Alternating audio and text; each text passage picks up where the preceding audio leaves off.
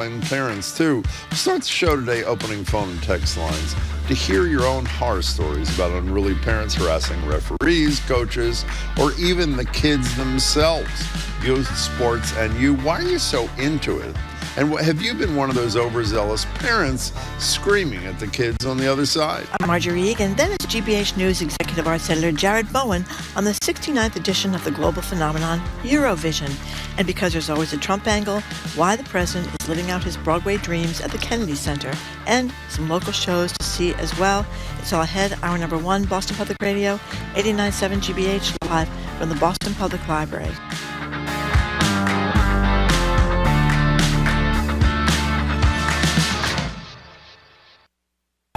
Live from NPR News in Washington, I'm Corby Kummer. Health and Human Services Secretary Robert F. Kennedy Jr. is testifying before a House committee. He says he needs less money for his agency. Thousands of agency staffers are leaving. Kennedy says core work at the agency will be safe, including at the National Institutes of Health. We will fund cutting-edge research at the NIH while cutting risky or non-essential services. That includes ending of gain-of-function experiments and research based upon radical gender ideology. Gain-of-function research involves studying how viruses could cause a pandemic by spreading more easily or causing more serious illness. There are accusations that COVID-19 was started by a virus created during gain-of-function research in China. Many other scientists dispute this. They warn that blocking these studies will also block research that could help prevent or respond to the next pandemic. A federal grand jury has indicted a Milwaukee County Circuit Court judge. She is accused of helping a man evade immigration authorities. The case has escalated a clash between the Trump administration and local authorities over Trump's sweeping crackdown on illegal immigration. From member station WUWM, Mayan Silver reports. The grand jury found the prosecution has probable cause to move forward in its charges against Judge Hannah Dugan. She's accused of concealing an individual to prevent arrest and obstructing a proceeding for allegedly directing a Mexican citizen defendant out of her courtroom as U.S. Immigration and Customs Enforcement agents tried to arrest him. One of Dugan's lawyers issued a statement on her behalf that she, quote, asserts her innocence and looks forward to being vindicated in court. Dugan will have a preliminary hearing and arraignment Thursday amid growing tensions between President Trump and the judiciary. For NPR News, I'm Mayan Silver in Milwaukee. President Trump's 90-day tariff pause on Chinese goods could offer American consumers a brief window of price relief. But as NPR's Windsor Johnston reports, that relief may be limited. Consumers may see more price stability on goods like electronics, clothing, and household items, especially if importers use this window to restock without added costs. Mark Wu is an international trade expert at Harvard University. Some of the feared price increases may either be delayed or possibly not as large as have been feared. But it still leaves the consumer with quite a bit of uncertainty as to where things may be headed. Analysts say the pause in tariffs may not immediately reduce prices. The benefit could be more visible toward the end of the summer, depending on how quickly import patterns adjust. Windsor Johnston, NPR News, Washington. On Wall Street, the Dow was down 60 points. You're listening to NPR. Good morning. With the latest from the GBH Newsroom, I'm Henry Santoro. Boston Mayor Michelle Wu says that in the face of federal uncertainty, the city's finances are strong and they're stable. Wu held a news conference today announcing that for the 12th year in a row, Boston has received a AAA bond rating from Moody's as well as the S&P Global. This is the highest possible rating a city can earn and a sign and affirmation that our economic fundamentals are strong, that our local economy is resilient, vibrant, and growing, with more employers choosing Boston to be their home every day.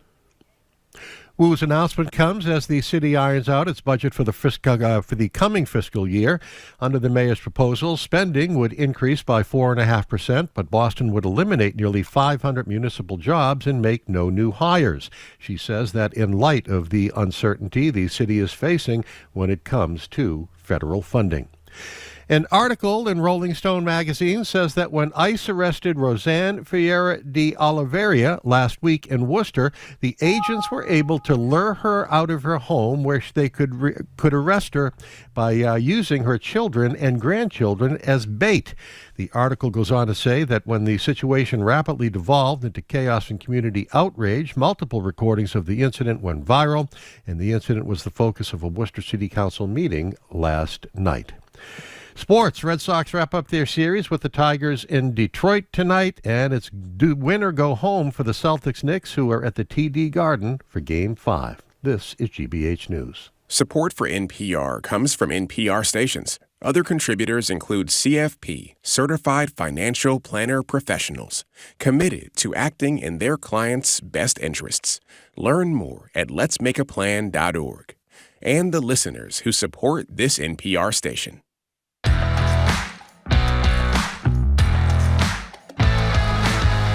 He's Jim Brady. I am Marjorie Egan. You're listening to Boston Public Radio, 89.7 GBH. We are broadcasting live from the Boston Public Library and streaming. Thank you at youtube.com/GBH News. Going to be back here on Friday for another great live Music Friday. The Attorney General, Andrea Campbell, will be with us on the 21st of May from 1 to 2, and the Mayor, Michelle Wu, will be with us May 28th from noon to 1. Hey, Jim. So we have a rather sparse crowd today. Do you think we should eliminate the ticket price just for today?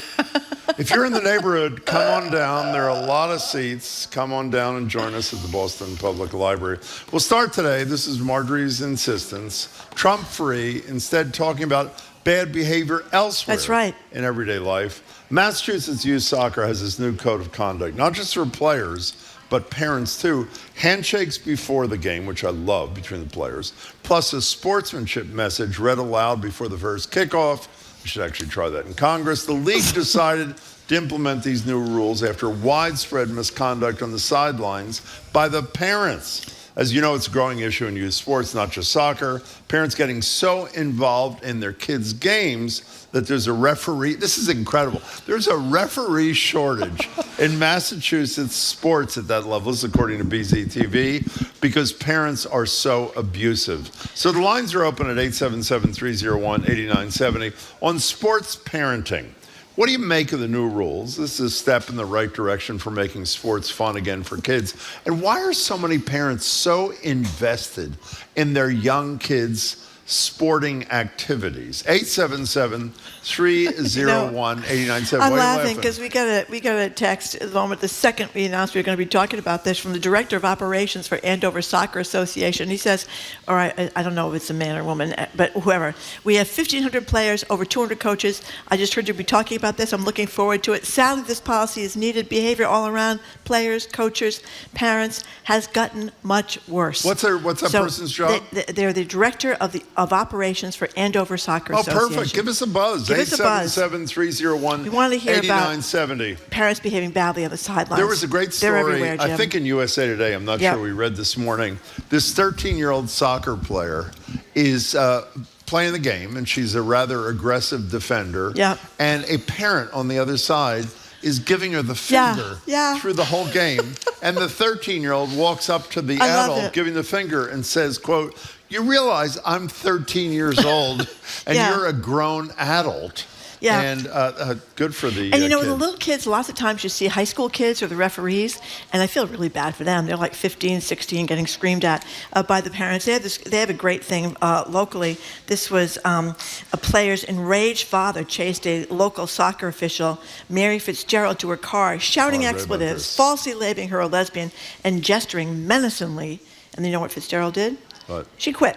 Oh, good. Yeah, she quit. And then an off-duty Worcester police officer accused of assaulting the rival team's coach at a youth soccer game in Northborough. That was just earlier this spring. It was in March of this year, Jim. Things are out of control. Taunton woman allegedly assaulted two veteran ice hockey coaches who referenced a game between Taunton and Mansfield high schools. That was in January. So we have several lists of incidents in just recent weeks of parents out of control. And by the way, we have a little sound. Our staff compiled some sound. These are from viral videos of parents going the extra mile, that's a euphemism, at their kids' sporting games. And the last voice you'll hear is not a parent, it's a referee. Here they are. Oh my God! Are you kidding me? I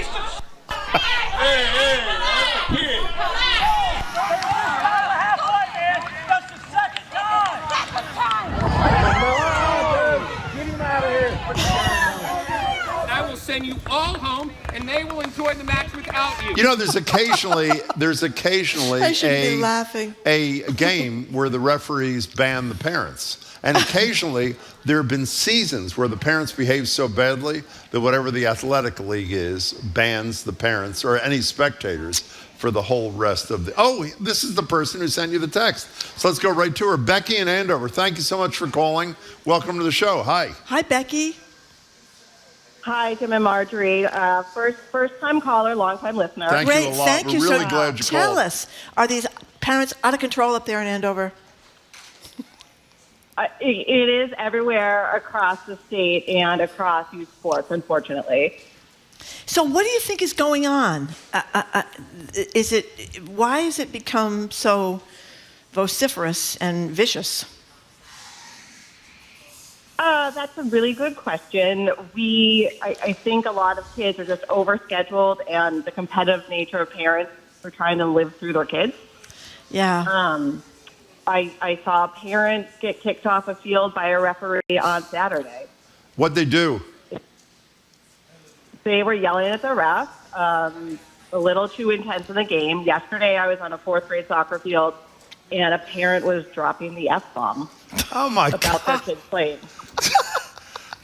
So are there moments when you think, you're the Andover Soccer Association operations person, that's your job, right?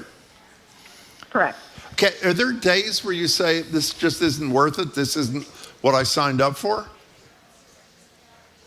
No, I love the kids. We are one of the biggest programs in the state. Oh, you are? And we are. I always say 90% of people and parents are happy. It's the 10% that cause the trouble. Yeah. So many kids are happy. So many parents have good perspective.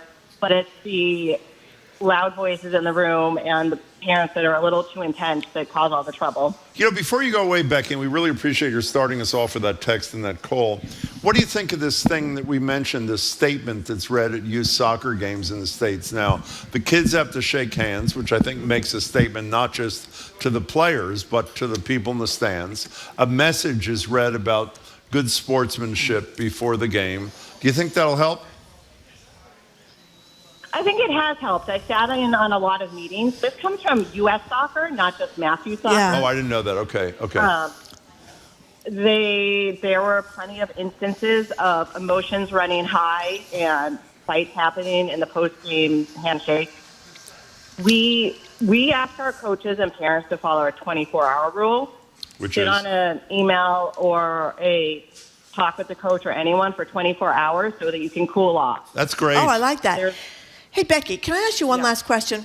You know, this is a dilemma I face. A lot of parents have faced this dilemma, especially if you've got a kid that's pretty good in soccer.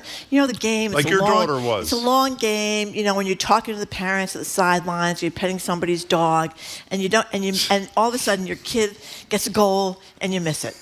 So, what would you advise? Would you tell your child? This happened to Marjorie, Becky, just so you know. Would you lie and tell your child you saw the goal?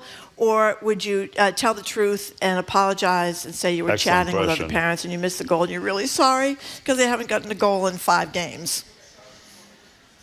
My kids know I talk too much, so they would not be surprised if I said that. Okay. And they wouldn't hold it against you for not paying attention to their moment in the sun? I do not think they would hold it against me. They would be celebrating with their teammates and having a great time on the field. All right, Becky, that's great. we're glad you do what you do. You sound like you're the right person for the job. Thanks so much for your call. We Telling the appreciate truth is the best way to go. Can I tell according my to story, Becky. by the way? Yeah. I love that story of yours, which is true. I know you told us this is a very sad This story. is horrible. This is about Horrible. 20 plus years Horrible. ago. My kids are 31 Never and gotten over 33. it. They were high single digits. So let's say it was 22 plus years ago. We were at a place in Cambridge, in West Cambridge, where there are a lot of fields. And we stopped to watch, I think it was a Little League but that kind of age, baseball game on a field. Yep. And a kid gets up, and this is like imprinted on my brain. A little kid gets up who's got to be like 3.5 feet tall, and as he gets to the plate, a parent yells out, I assume I can't remember if it's a mother or father, but his parent says, Johnny, this is your chance to redeem yourself. Can you imagine an adult, a parent saying that to their kid at all, much less in front of all these other people? 877-301-8970. We have someone else involved in the, the coaching side. This is Ryan in Newton. Hi, Welcome, Ryan. How are you? Hey, Jim. Hey, Marjorie. First time, long time. Really appreciate it. What's up? Yeah, so I coach youth lacrosse in Newton, and I'm also a coach at a middle school there. Last night we had a situation where, first and second grade boys with their lacrosse sticks, sometimes it devolves into one player whacking another player and then some retaliation. And myself and some of the other assistant coaches, it's not taking. And we say, all right, run to the soccer goal and run back. And last night a parent was flying off the handle at the coaches saying, he hit this kid, they hit my kid, and not myself, but one of the other coaches goes, you can run with goal too. And just thought that was a funny story. I love it. Hey, Ryan, this is a Rotten Connection. You said these are first and second graders? Yeah, first and second grade lacrosse players. That is incredible. The fastest growing sport in America. Is that not true? Yeah. Fastest growing sport in America, fastest sport in America. It's going to be in the Olympics in a few years. Oh, great. And Massachusetts is a very hotbed for it. Hey, Ryan, we're glad you called. Thanks so much for sharing your story. Appreciate it. Okay, here's a text. I was a youth soccer coach for years. Last year I coached, and a parent came up and threatened my coach and wanted a fist fight because his kid didn't get in the game to, quote unquote, save the game. This person says, most of the kids, most of the refs are kids themselves. They don't deserve the abuse, and this person is no longer doing that apparently, but thinks the rules are needed. I'm a huge believer, as you know from other situations, in progressive discipline. You make a mistake, you get talked to, you get a warning or something, and you have another chance. I am a one strike and you're out with parents. Is there any excuse for a parent misbehaving like this at a youth sports kind of thing? Well, I just think people get over-involved. They get over-involved in the game. So if you do, then you shouldn't be there. And they're accusing people of cheating, and the referees are cheating, and my kid didn't get to play enough time, and they try to get their kid to play more. Why are they so into it? There's a story read this morning. Why do you think parents are so into it? Well, I think part of the reason is because they hope that their kids can be good enough in a sport so they can get a break on the cost of college. I think that's a big deal. And there's a vicarious thing, like Becca said. Yeah, vicarious thing. But, this is a really interesting, I'd never thought of this, and I think it's a great point. What's that? You feel less guilty as a parent. You can silence any nagging sense that you weren't showing up as a parent. Because of how much time you have to commit. Sports solves the problem of what it means to even show up. You can sit in the bleachers, totally space out, or be looking at your phone, and the problem of showing up is solved because you have shown up, and that counts as being a supportive parent. I never thought of that. But that's a great point. It's a lot easier to sit in the bleachers and do nothing than it is to help your kid with homework or help your kid with their math or help your kid do anything, right? We got to take a break. Before we do, I feel I have an obligation to read Gail in Brookline's text. She says, so you two can't stand to give Trump kudos today. Pathetically biased. And I have to admit, you're right. We're going to give him kudos. Congratulations for working with a country that funds Hamas and with a leader who executed Khashoggi at the Washington Post. I'm sorry, Gail. We should have mentioned that. Now we have. What could Gail be talking about? Well, kudos for what? Gail, give us a buzz, even though we're talking about sports. Yeah, we're not sure what he did. Maybe it's taking the plane, as you said. Anyway, we're going to take a break. It's pledge time. We're going to take a quick pledge break, and then we're going to be right back talking about wild in the streets on the soccer games for kindergartners all over the Commonwealth of Massachusetts, apparently all over the country. It's dog eat dog out there. 877-301-8970 is the number. You're listening to Boston Public Radio, streaming at youtube.com/GBH News. Live, local, 3 hours a day, 5 days a week. Jim Browdy, Marjorie Egan, Boston Public Radio. It's here on GBH Radio because of your support. Now's your chance to keep the conversation going. Give online at gbhnews.org or call 888-897-9424. Okay, this is the last day of the pledge drive, so get with it. I mean, it's the bottom line. The number is 888-897-9424, gbhnews.org. And to entice you, Marjorie's word, That's to give right. them the last day, which you should be doing anyway, they have 2 gifts, not one. Now, I have to say, the first gift, which is spectacular, for $12.50 a month, you get both. These are these fabulous earbuds, which you can talk about. But in light of the fact that I've never really been moved by the dry bag, and you are enamored of the dry bag, I am. Why don't you explain that to Well, people? the great thing about the dry bag What is is you put things in it that you want to keep dry, like if you're going That's out why on it's a called boat dry or bag, if you're I going to the believe. beach. Yes. And it's see-through, so you can find everything in there. You can Hold that find up. your key. Thank you. There it is. Okay, it's good. got the GBH logo on the side. It's good. We're not on camera. Nice, Hold it nice up to me. summery That's good. shade. Yeah, that's good. And you can find your keys. You can find your sunscreen. You can find your watch. What you can happens find when your you phone. lose the dry bag? Well, hopefully you won't lose it because it's a Oh, it very says bright GBH color and it's News, big it enough. does, And you yes. can roll it up to keep things Okay, good. like this. The dry bag is really useful. I brought it to the beach. Every day I went to the beach last That's summer. good. I found Very it good. and also we had the earbuds. They are stylish. They're black- stylish. they're actually good They looking. are good-looking black earbuds. They got the GBH 897 logo on the back, and you open up, and they're very cute inside. I tried them out last pledge drive. They're actually pretty high quality. Yeah, they Those are. pretty They are good. high quality. Plus, they look good. They look and all good. that sort of thing. So you look very cool, and your earbuds are black. So is there any excuse, if someone's listening right now, it's the last day of the pledge drive, can you think of an excuse why someone wouldn't give at least something to contribute, particularly in these stressful times for public media? Can you think of a good I can reason? think of not a single good I reason. can't. I really Jim. can't either. Think of a single good And by the reason. way, even if you're really short on cash, which we totally appreciate, then the answer is you give something one time rather than a recurring sustaining membership kind of thing. And if you have enough to be a sustaining member, particularly if you want both of these items, the earbuds and the dry bag, then do that. The number is 888-897-9424, gbhnews.org. The time for procrastination is over, Marjorie. It is, because today's the last day. Well, it is. And It is. It's also, we're in a precarious situation here because I don't know if Republicans in the Senate will save the cut in funding to NPR and the Corporation for Public Broadcasting. Or the House, you don't know. Or the House. I don't think it's going to come from the House. I think it's going to come from the Senate. Well, it could be the House. Couldn't come in the House. Very close It could be. minority. But if not, it's going to be very difficult, particularly for stations that are in the middle of nowhere and that depend heavily on national funding. So anyway, the number again is 888-897-9424. Operators are standing by, as I like to say, and you could also donate securely at gbhnews.org.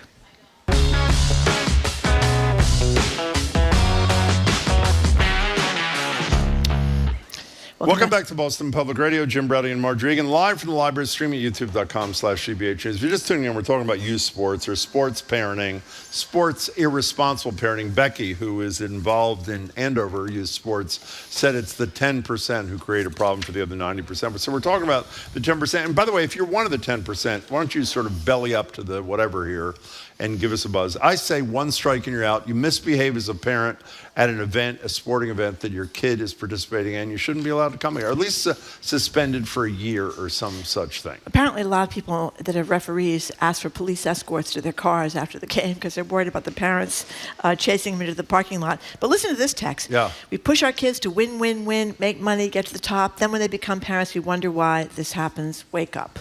Well, that's that famous, what's the name of that song? Isn't it a Harry Chapin song? Oh, you turn into your father. Yeah, what's that thing called? I don't know. What's the name of that? Cats in the Cradle. Thank you, John. Thank you very much, What John. would we do without John? I have no idea, but we don't have to worry about it because he's not going anywhere. Carmen in a car, you are next on Boston Public Radio. We're talking about sports parenting run amok. Hi, Carmen. Hi there. I remember when my daughter was, she was about 10, 11, 12. She had been engaged with town soccer. We were in West Medford. And she decided to take the little course where she could be a student referee. And her second or third time out as a referee, she made a call, and a parent went nuts in the stand and berated her. And after that, we could never persuade her again to be involved as a ref. That is a horrible story. Wow. How old was she again, Carmen? She was 10 or 11 then, or 11 or 12. I forget. She's 30 years old now, and she recovered. She's graduated from college and grad school, but that left a bitter taste in her mouth. Did anything happen to the adult who was doing the abusing, or no? As I remember, the coach did file some kind of official complaint and what have you, and I guess the parent might have been cited. Whatever happened, that was of no comfort to my daughter. Carmen, really glad you called. I hope your kid is as good as she sounds she is. Thanks so much. You know, by the way, we're making it seem like it's always the parent. Occasionally a coach crosses the line too. And here's some great sound from Will Ferrell giving a pep talk to a bunch of children. He's a coach. Yeah, this is great. Before a big soccer they're game. 6. This is in his 2005 film, Kicking and Screaming. Here's Will Ferrell. We got to pummel these guys. We got to pummel them at all costs. Dominate and hammer them. I want you to play dirty if you have to, but don't get caught. Young son, stay low, okay? That's easy for you. Just chop block him in the back of the knee. That'll work well. Ambrose, you're big. Don't be afraid to throw the elbow. If you break someone's collarbone, that's a good thing. That's what the medic's for. Otherwise, he's just sitting around, all right? You hear me? You know, we're laughing at that. Do you remember the story? I know you remember the story because we did a lot of shows on this. There were 2 teams of, I don't know what level it was high single-digit kids who were playing. Tentasco was one of them. I can't remember what the other one was. Oh, yeah, that was in One youth football. team beat the other team like 50-0, and the behavior by the coach of the winning team was so abusive that if I remember correctly, 5 or 6 of the players on the other football team, who I think were 6 or 7 years old, got concussions. Yeah, it was really bad. I mean, it is sick. It is really I think sick. youth football is probably one of the worst ones. Did your son play youth football? For about a week and a half. Why? Because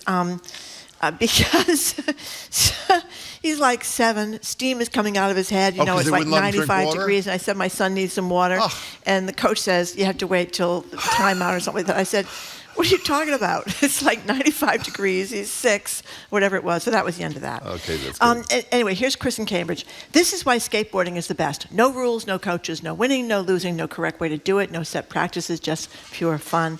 And it is kind of neat. They have a great one of those skateboarding parks in Jamaica Plain. I love to watch the kids there.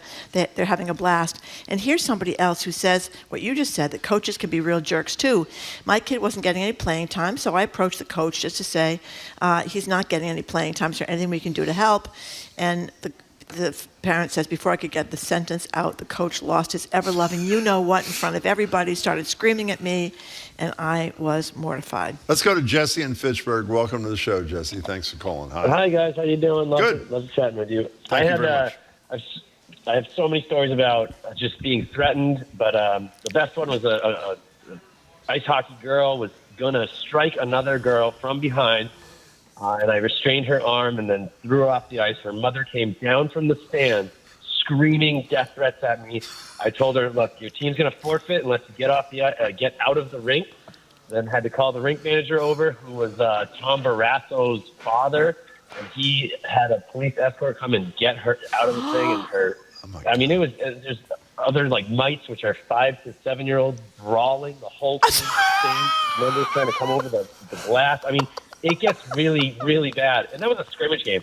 It's like that was a scrimmage game. The referees, when you're playing adult hockey, the referees are threatening me because I'm making too many calls. I'm not letting them play. And they're overhanding, slashing each other. And they threaten me, and I just got off the ice, and I never wrecked after that. Is that true? Oh, my God. Hockey Association is there for you, but it's a nightmare process where you have to go. It's legitimate criminal kind of behavior and processes, and you have to write everything down immediately. It's a nightmare. So, but they are there for you. It's just not enough. Jesse, that was a spectacular call. Sad, but spectacular. Yeah, Thank you for the call. Listen to Taryn in the car. This is one of the silver linings of having a child with special needs. Her son is supported in all sports and activities he participates in. It's the way all kids should be treated. You know, that is a great point. When they had the Special Olympics, everybody's rooting for these kids. That's so great. And a lot of them are really talented athletes too. But that is a good point. But Carl from New Hampshire says it's dog eat dog and me, mine, mine, mine. Americans care less and less for others. Too much talking, not enough. Too much taking, not enough giving. Sort of like the guy in the White House. Yeah. Mm-hmm. I don't think Gail in Brookline's going to be happy with that because we didn't give him credit for all the good things he's doing in the Middle East. Somebody texted that Gail in Brookline should be happy that he's cozying up to Saudi Arabia, where they have not been I would say, very good on human rights issues. Oh, you think so? I think. I mean, in addition to the Washington Post, there's a whole bunch of, and we also the Golf League, the Live thing, which is the Saudis. It's pathetic. Okay, let's squeeze in one more call. Chris from, we can? Oh, yeah. Chris from Natick, squeeze in one more. Jared's on his way. Okay, one more. Hi, Chris. Hi, can you hear me? Yes. We can. Thank you. Hi, first time, long time. Love you guys. Oh, thank you. Much. Keep my sanity. Thanks. Calling in from Natick. Of course, my daughter's 6th grade travel team, the Lightning Flock. No need to introduce them. Legendary. Yeah, they no, the statement makes them feel awkward, and that's because we have the Flock Nation, our fans. They're very well behaved, so the girls are kind of in awe that people get suspended and talk back to people. So they're good spirited about that. I feel like the thing is, I'm a clinical social worker and I train staff. I think it's kind of leftover residue from the pandemic. Is sometimes there's a person doesn't know what to do with the pent up feelings or depression or isolation, and they just kind of, it's like road rage but on the field. It just kind of spills over and happens, and it's the worst place for it because these are 11 and 12-year-old girls and they're playing for fun. It gets more competitive as we go on, so that's just kind of what I think about it. That is every word I agree with. That was a perfect call. Chris, thank you very much for making it. We appreciate it. Okay, here's a texter who says, I have 2 teenage boys, managed to get through the youth sports industrial complex relatively unscathed, but here's what this parent thinks. There's a direct correlation to the decline among adults, especially men, participating in their own sports or other athletic activities that help keep them balanced and sane, which is interesting.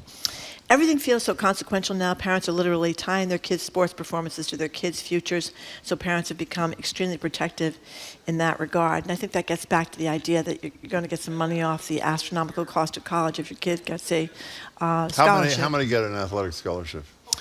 Well, not that many. But a lot of smaller schools, you can get, for D3 schools, you can get some money, for soccer or for football. By the way, can I make Gail from Brookline happy for 1 second here? This is not a Or did Trump do something good? No, it's not a Trumpian thing, even though I would argue people are far more rude and condescending to each other. Price of eggs are down. No. This started long before Trump, is my point. Oh, yeah. Long before Trump, there were misbehaving parents, some misbehaving coaches. Oh, there was it's a just gotten a story little worse. years ago. It was a murder in youth hockey. That One Junta, father was his killed name another Junta or father, something? Yeah. beat him to death. I think it was in the parking lot.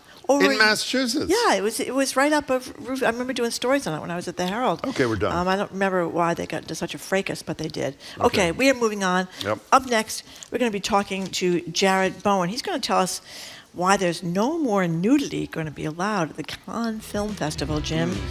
What is the world coming to? Jared Bowen is next. You're listening to Boston Public Radio, 89.7 GBH, live from the Boston Public Library and streaming at youtube.com/GBH News.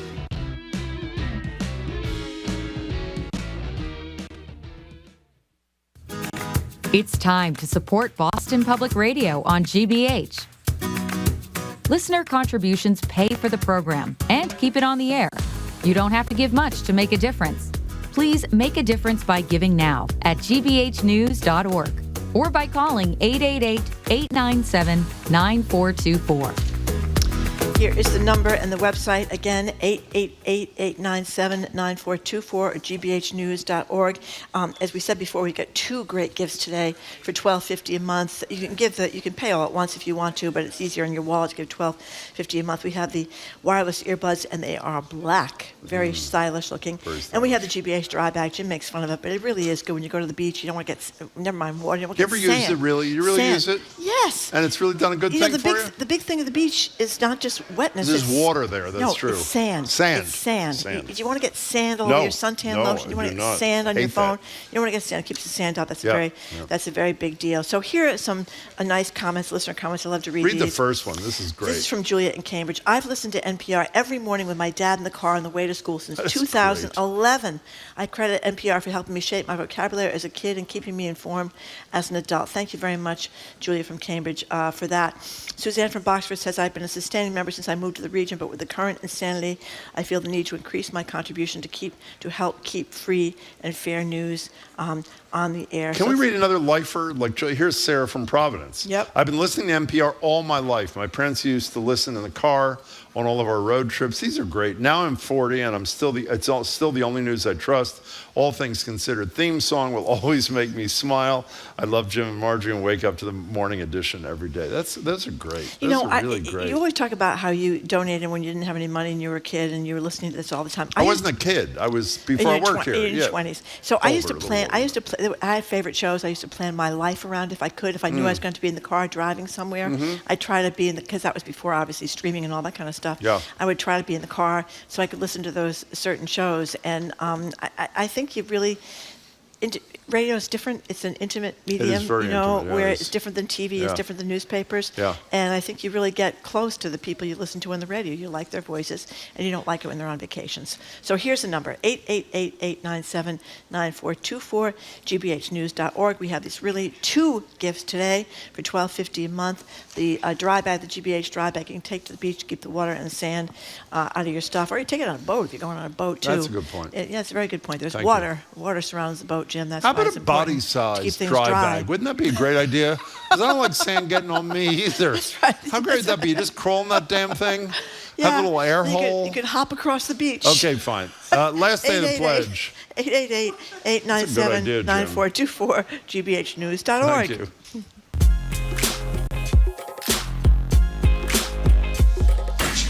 Welcome back to Boston Public Radio. Jim Browdy and Marjorie Egan. We're live at the library, streaming at youtube.com/gbhnews. We just confirmed Congresswoman Presley is going to join us tomorrow at noon. By the way, do you know Rumeysa Ozturk is one of her constituents? That's right. And secondly, she's going to talk more broadly about this ICE growing presence in Massachusetts and obviously a whole bunch of other things too. Joined now at the library desk by Jared Bowen. He's executive arts editor for GBH and hosts the Culture Show. That airs right here on 89.7 every day at 2 o'clock. Hello, Jared Bowen. Hello, Jared Bowen. Hello. So, this is an interesting story from the Washington Post about Trump's early days wanting to be a Broadway producer, because I knew nothing about it. So tell us. Yeah, so I think they're connecting the dots that we didn't quite understand. We know that he has enjoyed theater. We know that he has this fascination with taking over the Kennedy Center. So I think this is why it's appropriate that the Washington Post would go forward and sort of explore this. And they take this all the way back to his early 20s when he was trying to establish himself in New York. And he thought that one of the ways he could do that was to go to Broadway. And so he became an investor in an early Broadway show. It's called Paris is Out. Yeah. We don't know it today because it flopped pretty quickly, although it did seem to be gaining word of mouth before it had to close abruptly after a snowstorm. But he put tens of thousands of dollars into this. By one account, he stiffed one of the other investors. That's shocking. No, really shocking. He started early. So he did, and he's only, as I said, in his early 20s. But this began what became, it seems like, a career-long fascination with Broadway. So he never really went back to Broadway after that, although he has trotted out the idea on several occasions of turning his life story into a musical. He has? In fact, there was an announcement at one point that there would be a musical or at least Broadway production of The Apprentice that never materialized, which is not unusual. This happens a lot in New York. But he's also fixated on a lot of shows from the 1980s, which means he has a fixation on Andrew Lloyd Webber. He loves Evita. He loves Cats. He loves Les Mis. That's not an Andrew Lloyd Webber show. He loves Phantom of the Opera. And so this is why next month when he has a gala fundraiser at the Kennedy Center, there'll be a performance of Les Mis where a number of the cast members have stepped forward and said they're not going to perform that night, but it's all built around that. And apparently, I thought this was fascinating, he blasts Broadway show tunes at Mar-a-Lago. And everybody knows at that point you have to quiet down because he's blasting this over the sound system. So you're listening to Evita or Les Mis, which, by the way, let's think about those shows. Les Mis is fighting against fascism. Evita is about a fascist taking over Argentina. Did you hear when he went on the stage yesterday with the Crown Prince or whatever? Yeah. They're playing YMCA Wasn't that so in a country that executes gay people. In any case, can I say this piece? It's by a writer whose name I'm going to butcher. Jada Yuan, Y-U-A-N, is fabulous for a couple of reasons. One, as you mentioned, his favorite composer, Andrew Lloyd Webber, who has more than once sought cease and desist orders against Trump playing his music. His favorite show, allegedly, as you say, is Evita. We had Patti LuPone on the show. I'm sure you've been over her. She's fabulous. Yes. Patti LuPone in some TikTok thing says, "I hate the MFer." So the people he loves. And the third great thing in this really rich, wonderful story by this woman is he said Hamilton was overrated after the cast of Hamilton respectfully addressed Mike Pence when he was there that day. He said it's overrated, and he never saw it, but it's overrated. It is a great, and when great you think story. about in it, Washington when Post. you think about it, I've seen a lot of Broadway shows, especially when I was a kid. They used to come to Boston. Hamilton's the best thing I've ever seen. Maybe. I mean, Yeah, it's right you up know there. what was incredible about Hamilton? The articulation. You could understand every word they said, which is really unusual in Broadway shows, right? No, it's not. Yes, it is. Well, it also just the subject matter. That's what I can't get over, because Ron Chernow has this Mark Twain book now, which reminds us that he wrote the Hamilton biography, and he's going to be on the Culture Show soon. When is he on the show? I don't have the date. Maybe Okay, if but our whatever, producers are listening, they'll text me and tell me. Okay. But they better be listening, Jared. To take that subject matter, exactly, we'll find out. Uh-oh. Where are they? We'll take that subject matter, and then, which is so dense, and then turn it into an absolutely riveting musical. Yeah. That's what's so great about that. It was so clever. The whole thing was really clever. And as we said last week, we talked to Liz Walker about her new book that came out. Liz Walker, longtime anchor on WBZ News. Now she's Reverend. Her son played Aaron Burr, which is, you could argue, the starring role in Hamilton. I guess Hamilton himself would be the starring role, but Aaron Burr's. Oh my God, they are the listening? Producers are listening. They're Max listening. just texted May 22nd, May Ron 22nd, Chernow okay. on the May Culture Show 22nd? talking about They are Mark listening? Twain. They are. Could I get a small coffee, dark, with milk and no sugar? Yeah. I'm sorry. Ron Chernow's a big historical biographer, too. I mean, he's written a lot of big books about Chernow. Yeah, but the only problem I have with Chernow, we had him on What? the show, of course, you forgot We did? that. Yeah, we did. Oops. But the only thing I remember when they was that after Michelle Wolf, whoever was the comedian at the White House Correspondents' Dinner, the next year they folded, just like they folded the Trump this year, and instead of having a comedian, which is one of the, I liked it, is they have Ron Chernow, who's brilliant. Obviously, the guy's a genius, but they had Ron Chernow now to be more serious and more whatever, All right. and that sort of thing. So here's the bad news. Can we talk about bad news? Can we talk about Cannes? No naked dressing. Yeah. What is the point of and Cannes? You know, women go topless at the beach in France all the this time. is excellent point, And I thought, Marjorie. wouldn't Cannes be the place where you could have, where there would be more nudity, not less? Yeah. But what's up with this? Yeah, what is up with this? So the Cannes Film Festival is happening right now. It just launched, and it goes on through, I think it's through the 17th. You ever been there? The 24th, rather. You ever going on? No. Okay, go ahead. Sorry. It's Cannes, not Cannes? Cannes. Yeah, Okay. Cannes. The Cannes Film I say Festival. Cannes too. Yeah. but whatever. Okay, I was No, trying to Qatar, be, Qatar, whatever. I was trying to be hip. Go ahead. The Culture Show doesn't have the budget for us to travel to the Cannes Film Festival, but they have just issued wardrobe guidelines this year, which is the first time they've done that in seemingly a long time. But they've always had sort of weird conditions, like women have to wear high heels, and there was a big backlash back in 2015. I think they've kind of relaxed that. This year they've stepped forward and said no naked dressing, basically. But the way they're stipulating this is you can be wearing clothes, but you can't be naked. Well, naked dressing is supposedly a term of art. But this is an interesting distinction, because we've seen at the Met Gala the last few years, we saw at the Grammys this year when Kanye brought his, I don't know if it's his girlfriend or wife, who was wearing just a completely sheer dress where everything was exposed. Including her genitalia, by the way, Exactly. for whatever that's worth. Because we have been having this moment where women have basically their breasts are exposed underneath a sheer dress, moving in that trajectory. And so for some reason, Cannes stepped forward this year and said this can't happen. But this has also been happening for a long time. You think of the scandal that Marilyn Monroe posed when people saw the black and white photo of her singing. Birthday to you. That was a John Kennedy thing at Madison Square Garden. When she sang in that really tight dress. No, that was once. That was lovely, Jim. Once and only once. You know, by the way, the disappointing thing is I had heard, unconfirmed, I must admit, so I don't get in trouble, I had heard that at least an actor and an actress, were going to dress only in a GBH dry bag at the at Cannes, Right. and unfortunately, because it's They can't- see-through. It's see-through, so they put the kibosh on that. It was a tragedy for all concerned. But- Go ahead. Well, I was just going to say, I think it'll be interesting to follow this, because it's been happening for a long time. Cher did it at the Met Gala in the 70s. This is always something that comes up and goes. But what we haven't seen it is with men, and we see how quickly men's fashion is now evolving. So I wonder if men will start to test these limits too. Oh. Well, we both said, Cher always looked great, though. I always thought. She's like 80 now, too, and she still looks great. She still looks great. Okay, we're talking with Jared Bowen. We're going to keep talking to him after this quick break. He, of course, is Executive Arts Editor at GBH News. You're listening to Boston Public Radio. We are streaming at youtube.com/GBH News.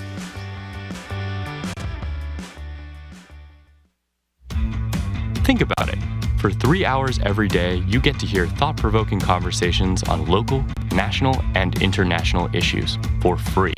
It only happens with your support, so please support your Boston Public Radio listening by calling 888-897-9424 or giving online at gbhnews.org.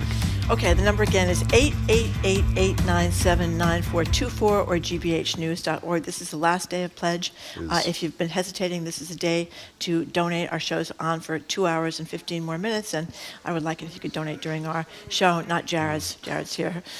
Sorry, Jared. No, you're honest. Honesty pays off in this business. We want to get credit. We want to get credit. Now, I have a challenge from a texter. What is it? I mentioned that the giveaway today is the little, 2 things. Yes, the dry bag and the earbuds.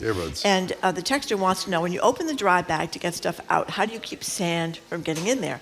And that is Do you have an answer for that? That is an excellent question. I don't think we're not at YouTube. No, we're not, but you can describe it. You can roll it up. Oh. So that when you unroll it, you can very carefully open it up and not get any sand in there, because I know that because I've brought it to the beach many times, and it's been a sand-free experience for everything inside my dry bag. So it's a really great thing for the summertime.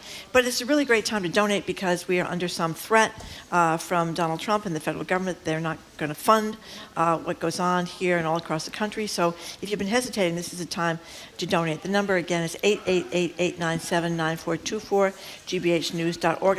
I want to read one of these comments before I leave, please, but I go can't right read ahead. it because I can't find it. Oh, here it is. Good. Okay, John in Bedford. What do you say? We listen to Jim and Marjorie every day. Thank you, John. And love the banter between the two. Intelligent conversation, news that's presented, the guests they have on. We also appreciate GBH TV programming. BPR is an indispensable asset to the greater Boston community. Keep up the great work. And I want to tell Jared, as long as he's here, we get so many people that say that they listen to us and they listen to you. So the Culture Show is very popular among our listeners as well. 888-897-9424, gbhnews.org. Let me ask you a question, Marjorie, since you obviously have great expertise around the dry bag. Would you say that the typical BPR listener or the typical Culture Show listener would be more interested in a dry bag? Which would you say? Well, I think it's a very together look. Hold it up again. Go I ahead. think it's a very together look, the dry bag, right? If you're a person of refinement and culture. Matches Jared's denim shirt. It's kind of a dry sack. It's a dry sack. Now, the question is, if you were a person of refinement and culture, would you want people to see what's in your dry bag? No. That might disturb you. It doesn't bother me. Well, it's kind of like a naked dry bag. That's a very good point. This would not be allowed. Okay, that's good. At the Cannes Film Festival, no. That's it. Okay, the number is 888-897-9424, gbhnews.org. It only takes a couple of seconds. I repeat, it is the last day of the pledge drive. Procrastination time is over. Do it now. You'll feel good, and we'll feel even better. Thanks.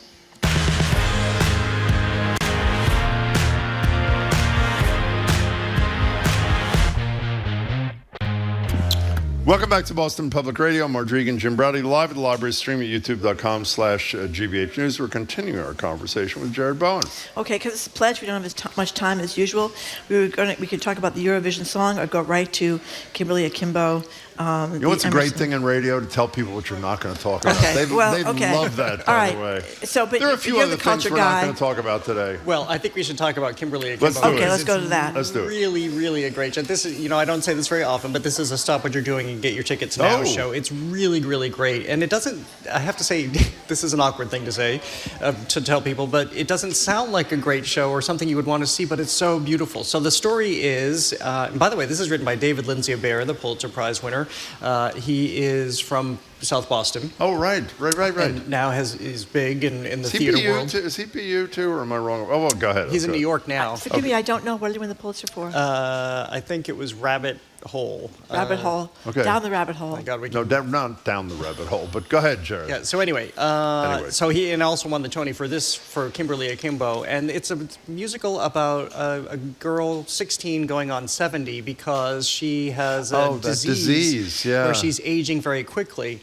only this is really life-affirming. So it's not a depressing show. It's not sad. It's all about how do you make the most of your time? And so there is a fully adult woman who's cast as a child, which is extraordinary because it allows this actress to embody children and or in this community. So here she is in her high school with kind of all the other nerds who aren't necessarily able to fit in except for at the the skater planet in New Jersey.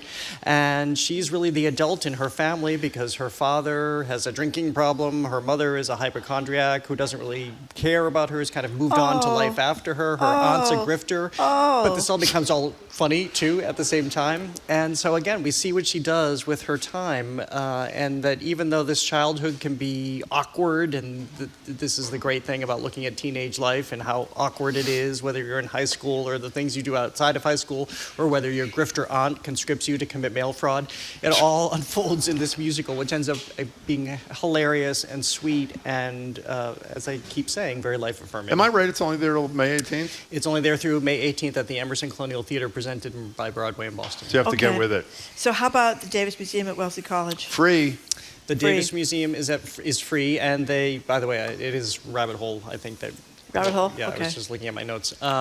The Davis Museum at Wellesley College, which is free, as we just mentioned, has a number of shows that are on view through June 1st. The first is called Better on Paper, and it looks at the collection that Wellesley College has amassed, along with the Special Collections Library at Wellesley, which they've amassed in the last 10 years. And so you see all manner of this really fantastic artwork going through the centuries, Ruth Asawa, Lee Krasner, so there's an emphasis on contemporary art, not with those figures necessarily, and women. So we see photographs, we see artists' books, and lots of prints. Move further into the Davis Museum, and you'll find Sovereign Memory, which is an exhibition that looks at how photography gives power to people who have been subverted through colonial rule.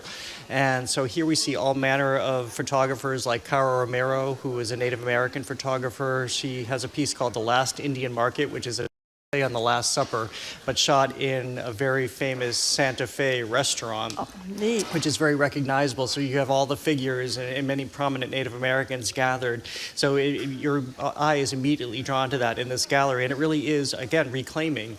And the final show that is open is called Never in the World. And this is really interesting, too. It looks at how this technology with ceramics was invented in the Middle East centuries and centuries and centuries ago, but then the Italians and the French adopted it. It was basically a process of taking tin to make vibrant, whiter colors in ceramics. And then at a time when Napoleon was asking all people to melt down their metal, they turned to ceramics so they could still have bowls and cups and plates. So you see that on view here. So it's a wide array of celebrations of what's in the Davis Museum collection right now. And that's through June 1st, am I right about that? That's through June 1st, June yeah. 1st, excellent. Quickly, what's on the show?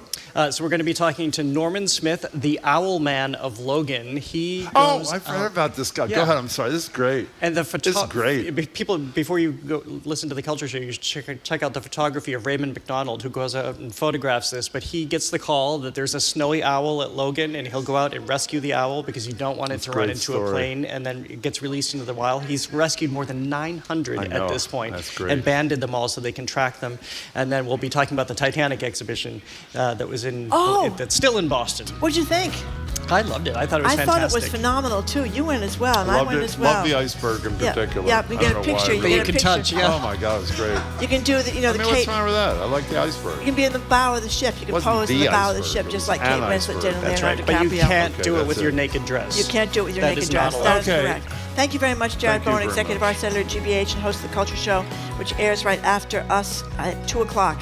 Coming up after the new news, Harvard National Security expert Juliette Kayyem is going to talk to us about how Afghanistans who helped American troops during the war over there are now facing deportation back to Afghanistan and possible death. You're listening to Boston Public Radio, 89.7 GBH, live from the Boston Public Library and streaming at youtube.com/GBH News. This is the GBH Spring Membership Drive, and it ends tomorrow. Please help pay for your future GBH listening by making your individual contribution. You can become a sustaining member or make a one-time gift at gbhnews.org or by calling 888-897-9424. I'm Melissa Jones, and I'm joined by my good friend and colleague, Jack Callahan.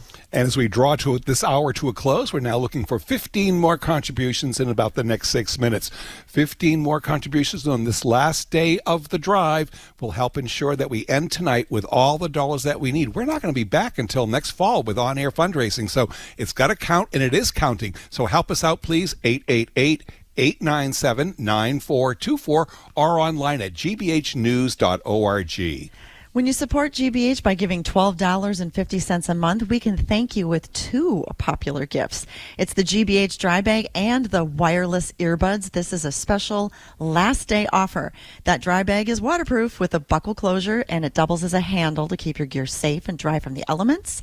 And we bundled that together with the wireless earbuds. Those are so comfortable, they're easy to use, and they sound terrific. This offer goes away at 7 o'clock tonight, which is also the end of this drive. So make your contribution right now. Don't delay. Give online at gbhnews.org or call 888-897-9424. You listen to GBH and Boston Public Radio, Jim and Marjorie, throughout the year, so why not spread your membership out the same way? You can sign up as a GBH sustaining member. Here's how it works. You make a recurring monthly contribution that comes directly from your bank account or your credit card, so your contribution keeps giving all year long, the way you listen all year long. Best of all, it only takes a few minutes to set up. And by the way, you're always in charge of the plan. It's not a contract, it's an agreement. So if you have to make a change down the road, you let us know, and it happens right away. Call 888-897-9424. We can help set you up with that, or you can do it yourself. It's that easy when you donate online at gbhnews.org. Public media's existence is under attack from several directions, including an executive order from the White House to revoke our federal funding. If you've never given to GBH before, please know that your support is more important than ever. The government isn't going to keep public radio strong. It's you, our listeners, who will ensure that the NPR and GBH News you count on stays on the air and speaking truth to power. You can help do that right now, gbhnews.org or 888-897-9424. Here's another great reason to support GBH on this, the last day of the membership drive. Everyone who donates right now is automatically entered into a drawing to win a pair of tickets to a James Taylor live performance at Tanglewood on this summer on Thursday, July 3rd in the evening. Now, let me tell you, this is a sold-out affair. There's not a seat available, but these are in the shed. These are great seats. So one lucky donor is going to have a real treat on July 3rd. Hope that's you. 888-897-9424 or online at gbhnews.org. We're looking to receive 9 contributions. We're down to 9 in just the next 4 minutes, and we can get there with your help right now. Remember, the money that you give us now, the money that you donate right now, powers us to continue serving you with the news you expect from GBH News in the coming months, and it's going to be more important than ever, isn't it? gbhnews.org or 888-897-9424. And a very quick reminder about today's offer, the special offer, the last day. It's a combination. It's an offer of the GBH dry bag along with the new GBH earbuds. The dry bag will keep your personal items safe and secure and weatherproof in there. And the earbuds are lifetime. The battery life is like more than 5 hours, and the sound is awesome. $12.50 a month, one-time gift of $150, 888-897-9424 or gbhnews.org. You listen to Boston Public Radio because it helps keep you informed on what's happening in your neighborhoods, in Boston, and across our state. Jim and Marjorie ask the questions you want answered by the people who make the changes that affect your day-to-day life. We make that possible with your support. That's why we're asking for your gift right now. You can make that at gbhnews.org or 888-897-9424. Yeah, this is the last day of the drive. The drive's been going well. That's great news for all of us who rely on GBH, including Jim and Marjorie. But hitting these goals today will tell the final story if we end tonight on time with the dollars that we need. Your help right now will go a long way. So if you've been meaning to give and haven't gotten around to it, make this the time that you shine. Become a GBH hero right now by calling 888-897-9424 or do it safe and securely online at gbhnews.org. And remember, when you give before 7 o'clock tonight, but you're not going to wait that long, you're going to take care of it right now, right? We're going to thank you with your gift of $12.50 a month with the GBH dry bag and the wireless earbuds. I love this, especially with the summer months coming up, because that dry bag is waterproof. It's got a buckle closure that is also a handle, but most importantly, it keeps all your stuff dry and safe from the elements. And then we've got the wonderful earbuds. If you haven't tried these out before, they're comfortable, they're easy to use, they sound terrific. They're what you want when you're out and about for the summer months. But most importantly, we're looking forward to hearing from you right now on the last day of this membership drive. We've got just a few more people to go to make our goal, and we want to make sure that you take advantage of this offer right now. Give us a call at 888-897-9424 or give online at gbhnews.org. And as always, thank you so much for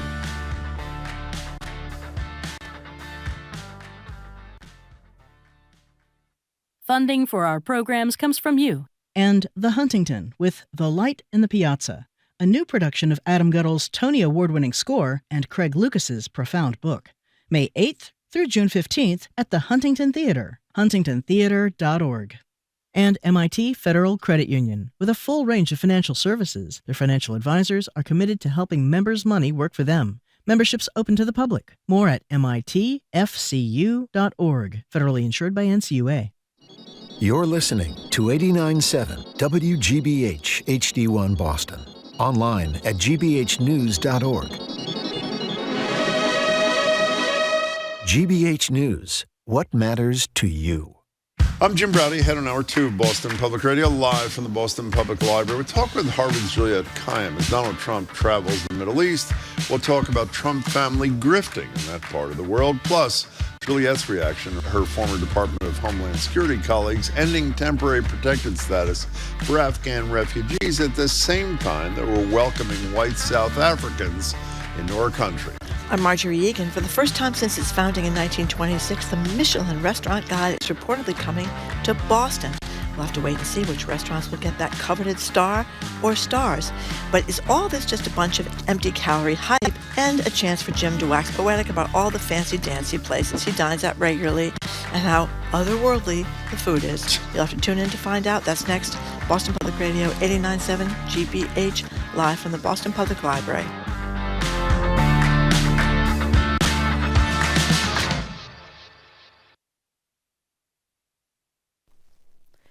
Live from NPR News, I'm Lakshmi Singh. President Trump received a special escort to Qatar when several fighter jets appeared to the side of Air Force One as the president flew toward Doha. NPR's Frank Ordonez reports on the second leg of Trump's trip to the Middle East. For a second day in a row, President Trump received a lavish welcome, this time from the Qatari emir, including Arabian horses, camels, and a red carpet arrival ceremony. Trump touted their friendship and thanked the emir for helping the U.S. as it works to resolve the conflict in Gaza, as well as the war in Ukraine, and teased some upcoming news about the conflict. I think we're having some pretty good news coming out of there today and maybe tomorrow and maybe Friday, frankly. But we'll see about that. Like in Saudi Arabia, the Qatar stop is expected to be defined by business deals, but it also comes with some scrutiny over his idea to accept a luxury jet from Qatar that could serve as a temporary Air Force One. Franco Ordonez, NPR News. In its first-in-the-nation ruling, a federal judge in Pennsylvania greenlit President Trump's use of the Alien Enemies Act. The rarely used wartime power has been used by Trump to quickly remove Venezuelan migrants, but until yesterday, it had been blocked by other judges. We have more from NPR's Sergio Martinez Beltran. Federal Judge Stephanie Haynes said Trump's invocation of the Alien Enemies Act can proceed. She said there's enough evidence to support that the Venezuelan gang Tren de Aragua is committing a predatory incursion in the U.S. But Haynes, a Pennsylvania judge who was appointed by Trump, also ruled the government must give the accused, who are subject to removal under the Alien Enemies Act, 21 days' notice and an opportunity to be heard. Trump has used the act to remove more than 200 Venezuelan men to El Salvador. Many of them do not have a criminal record in the U.S. or elsewhere. Federal judges in Texas, New York, and Colorado have blocked Trump's use of the act. Sergio Martinez Beltran, NPR News, Washington. Robert F. Kennedy Jr. is testifying on Capitol Hill for the first time since he became the nation's Health and Human Services Secretary. Kennedy sought to explain his role in sweeping layoffs and funding cuts across several major health agencies he oversees under the watch of one of President Trump's closest advisors. Elon Musk gave us help in figuring out where there was waste, fraud, and abuse in the department. But it was up to me to make the decision. And there are many instances where I pushed back and said, we don't want to, that would hurt us to eliminate that group. Lawmakers have raised concerns about HHS's ability to contain a growing measles outbreak with cuts to vaccination initiatives. Kennedy is appearing today before committees in the House and the U.S. Senate. The Dow's up 16, S&P's climbed 11. You're listening to NPR News. Good afternoon. With the latest from the GBH Newsroom, I'm Henry Santoro. With the Trump administration freezing more than $3 billion in federal funding for Harvard, the school is now bracing for budget cuts as well as program suspensions. From our higher ed desk, GBH's Kirk Carapezza has more. Harvard leaders are telling social science departments they could lose up to 20% of their budgets. One professor tells GBH News the situation feels, quote, close to free fall. Meantime, the physics department, which has research deals with the federal government, has received stop work orders from the Department of Defense. Kirk Carapezza, GBH News. The second murder trial of Karen Reed back underway today after a last-minute one-day postponement yesterday. Reed, of course, is accused of backing her SUV into her boyfriend, Boston police officer John O'Keefe, and leaving him to die in the snow in the winter of 2022. Also, the blogger known as Turtle Boy, whose real name is Aidan Carney, has been very involved in the Reed case, has been indicted again on a witness intimidation charge. Video from March shows him allegedly yelling and gesticulating at a surveillance camera at a pizza shop in Canton. In sports, the Red Sox wrap up their series with the Tigers in Detroit tonight. The Celtics-Knicks bring the series back to Boston to the TD Garden. It's win or go home for Gang Green as they are now down 3-1. Of course, we are all sending healing vibes to Jason Tatum, who underwent surgery to repair a ruptured Achilles tendon yesterday. Boo. 70 degrees in Boston right now. This is GBH News. Support for NPR comes from NPR stations. Other contributors include Charles Schwab, offering investors choices like full-service wealth management, advice, investing, and trading on Thinkorswim. Learn more at schwab.com. And from the Doris Duke Foundation.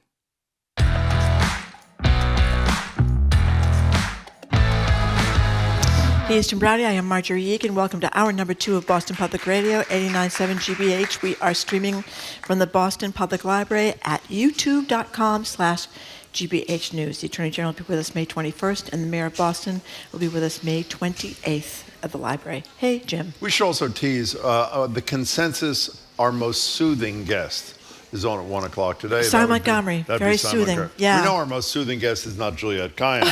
She joins us at the library. Former Assistant Secretary for Homeland Security under Barack Obama, faculty chair of the Homeland Security Program at Harvard's Kennedy School of Government. Her latest book is The Devil Never Sleeps, Learning to Live in an Age of Disasters. Hello, Juliette. Wait, so who's on at what? Simon Montgomery. She talks about animals. She's going to tell us about a walrus that keeps time like a metronome, and then she's going to tell us... It's a sea lion. A sea lion, whoops, that What's the keeps time like a metronome. I don't know, but... You don't find me soothing? No. No. Not at all. Not at all. I'm Good to see you, though, Juliette. Well, the subject, I will You're not soothe you. Talking about the joy of the animal kingdom, That's true. in these It's troubled true. times. So it's a little bit difficult to be We're going to talk a soothing. lot about airplanes today, I have a Yeah, feeling. we're going to talk about airplanes. We're also going to talk about this story out of Yes. Worcester. Rolling Stone is reporting, we talked about this yesterday with our listeners, that there was a grandmother arrested a young 21-year-old mother, and they're calling this teenager 17. I thought she was 16, according to stories yesterday. But anyway, the accusation is that ICE, because they can't go into people's houses and drag them out, they lured... Unless they have a warrant. That's a big, yeah, which they don't have in most of these situations.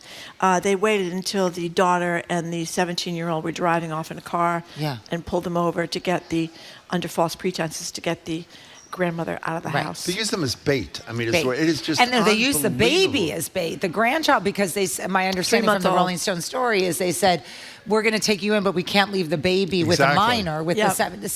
So they then get this grandmother out. I want to, Jim, you're exactly right to highlight they did not have a warrant. If they had had a warrant, they would have been able to enter the house if she's an alleged violent criminal offender, right? And DHS claims that she is this grandmother because many years ago there was a police report involving a family interaction of which she's accused of using like a violent weapon, which was actually a phone cord. And you just don't know if something got hostile between daughter and mother. But obviously, this is not the kind of criminal offender that every American would agree should be deported. So they hold up her daughter, say she has to come get her grandmother, and then they basically let the daughter and granddaughter off and take the grandmother, and who's now in custody. During this process, there's a big brouhaha. There's videos being taken, and so the Worcester police have to then sort of protect the crowds. So all this stuff is sort of engaging local law enforcement because people are pushing back. These are not the kind of arrest, even if you agree with interior arrest and whatever. These are not the kind of people that Trump promised. And so you're seeing a lot of pushback. I just want to talk about one quick thing, the polling. And I know the polling goes back and forth, but it's really weird to see the polling now because it does disclose that there might be like agreement on immigration by 80% of Americans. If you think Biden lost on immigration and the border, Trump is losing a lot of support. We see the numbers in terms of immigration enforcement. It seems that the American public really wants to keep our borders strong. They don't like abuse of asylum and humanitarian efforts and all that stuff. But that once you're in here, they really do have a high bar for pulling people out. And so Trump's numbers are cratering on immigration enforcement because they see these stories and they see the student in Tufts and they see the court cases where these random people are getting picked up or they go to satisfy their immigration demands and they get but taken. The guy in Vermont, yeah. who eventually got, there are a couple of things in this Rolling Stone story. We've been very critical on the show of the fact that we've heard not a peep. We had the governor here Friday, and her fairness was only 12 hours old then. She said she needed more information. State leaders have said virtually nothing publicly about this environment that's being created by ICE. But the lawyer for one of the women here in Worcester says that he was contacted by the deputy director for police accountability in the Civil Rights Division of the Mass Attorney General. That's a good thing, even though, again, we'd like to hear public statements. And this is pretty significant. The argument for the cops in Worcester is they were not helping ICE. They were protecting them, essentially, not helping them grab people. Well, for whatever it's worth, now, admittedly, this is the lawyer for one of the people here. The quote in the Rolling Stone article is, local law enforcement and state police violated state law by assisting ICE. Yeah. And people have to get to the bottom of that because it sets a really dangerous, scary example because people need to be able to trust the cops that they're going to protect them, not Tom Homan and those people. Well, that's what the Trust Act is all about that we talked about here in Boston, whereas if you say you're in a domestic violence situation or you're in some kind of violent situation, the deal is with the Trust Act, if you're here illegally, you can call the cops. The cops are not going to come get you. They're going to take away the person that's doing the bad things and leave you alone. Right, because you want incentive for people to get violent criminals, right? If you think about where the violence is happening is generally the home or the neighborhood, and you don't want communities afraid of contacting the police. Exactly. I want to do my advice thing on sort of obviously these are outrageous arrests. These are ones that are under no theory of how we should enforce immigration make a lot of sense. They are performative. And so if you find yourself in a situation, it is unlawful to disrupt a federal law enforcement action. You should just know that. And your job as a citizen is to take an account of what's going on. Pictures are allowed. Those will then be used in court. But I do worry that the Trump administration wants the performative arrest because in some ways they want the performative response, and so that they could do more arrests. They could say, that he could claim habeas corpus. He's going to deny habeas corpus. So your rights are such that you have no right to disrupt a federal law enforcement action. You have every right to bear witness to it for later court Well, proceedings. don't you think? I think this is about his self-deporting effort because they don't have enough money to really do this mass deportation that they were talking about. So they're hoping if people see these things and they think everything is miserable and they think they're going to get deported for committing no crime, people, especially students, are going to get nervous, not come here or go home or something like that. I mean, isn't that what he's doing here? Yeah. Well, I mean, in the last week we had the Real ID deadline, which wasn't really a deadline, but Kristi Noem used that opportunity to basically say you need self-deport. I'm like, like, could we have a single sentence that isn't about like some wackadoodle theory of we want only white South Africans, so to speak, coming into this country. Yeah. But, can I say one more thing about this? Again, we've been critical since Friday. We haven't heard from state leaders. It seems to me, when the Rolling Stones story comes out and says a young woman and a baby were used as bait, in about a minute and a half, the leaders of the state should determine whether that is true. And if it is true, they should speak out publicly about that sort of behavior. Well, they had to close by the federal government in this thing. In Worcester, they had to grotesque. City council meetings are open to the public. They had to close City Hall because they were worried about disruption because people being so upset about these arrests. You couldn't go to at City the Hall. very least, if there is an investigation going on, the AG could say, we are reviewing this, right? We're deeply concerned by this pretty legitimate reporting of what happened. I mean, the videos are on air. You can acknowledge that you're investigating it. I don't think that gets you into trouble. You're not going to disclose anything. By the way, Adam from New Hampshire is saying, listening to NPR defend gang members, like yesterday in All Things Considered, they're causing their own demise. Why don't you give us a buzz and tell us who the gang member is that we're talking about, Adam, and we'll be glad to engage By with the way, you. I know it shocks people, but like as a Democrat, I really would like to arrest and deport gang members from this country. I don't even get this argument. Like, is somebody actually saying that they shouldn't be deported? We just want some proof of the gang, right? Like, we just want some proof beyond a you mentioned tattoo. Polling before. This is really important to me in terms of the shift. The fact that Trump has nonstop made up this gang affiliation that is unproven with Abrego Garcia, who is still in El Salvador, and the fact the majority of the American public is not siding with Trump on this is a really grown-up thing, which requires you to do your work and investigate and read. And the majority of the American people have come down the right side here. It doesn't hurt that the Trump administration admitted error. I mean, this is the crazy thing. Like, we're fighting over. Their lawyer early on said we made a mistake. We're fighting over whether this really horrible mistake they made, like whether they have any legal and moral obligation to fix it. The guy's still there. I know. The Supreme Court said Donald Trump had to facilitate bringing Garcia home because they made a terrible mistake. He's still there. He's still there. And that's my big thing. Is anybody going to go after my guess is the fact we haven't heard it probably means something is going on, and then if nothing happens, you'll see another petition before the Supreme Court. I cannot imagine what being in prison an extra day. Well, look at this girl from Tufts, right? The one.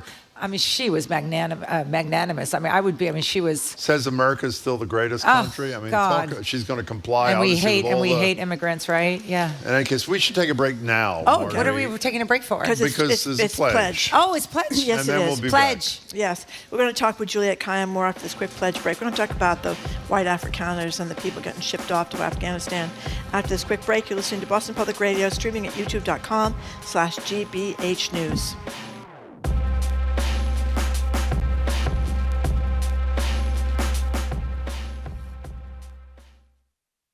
If you listen to Boston Public Radio 3 hours a day, that's 15 hours a week, 60 hours a month, and 720 hours a year. Maybe it's time you pitched in. Call 888-897-9424 or give online at gbhnews.org.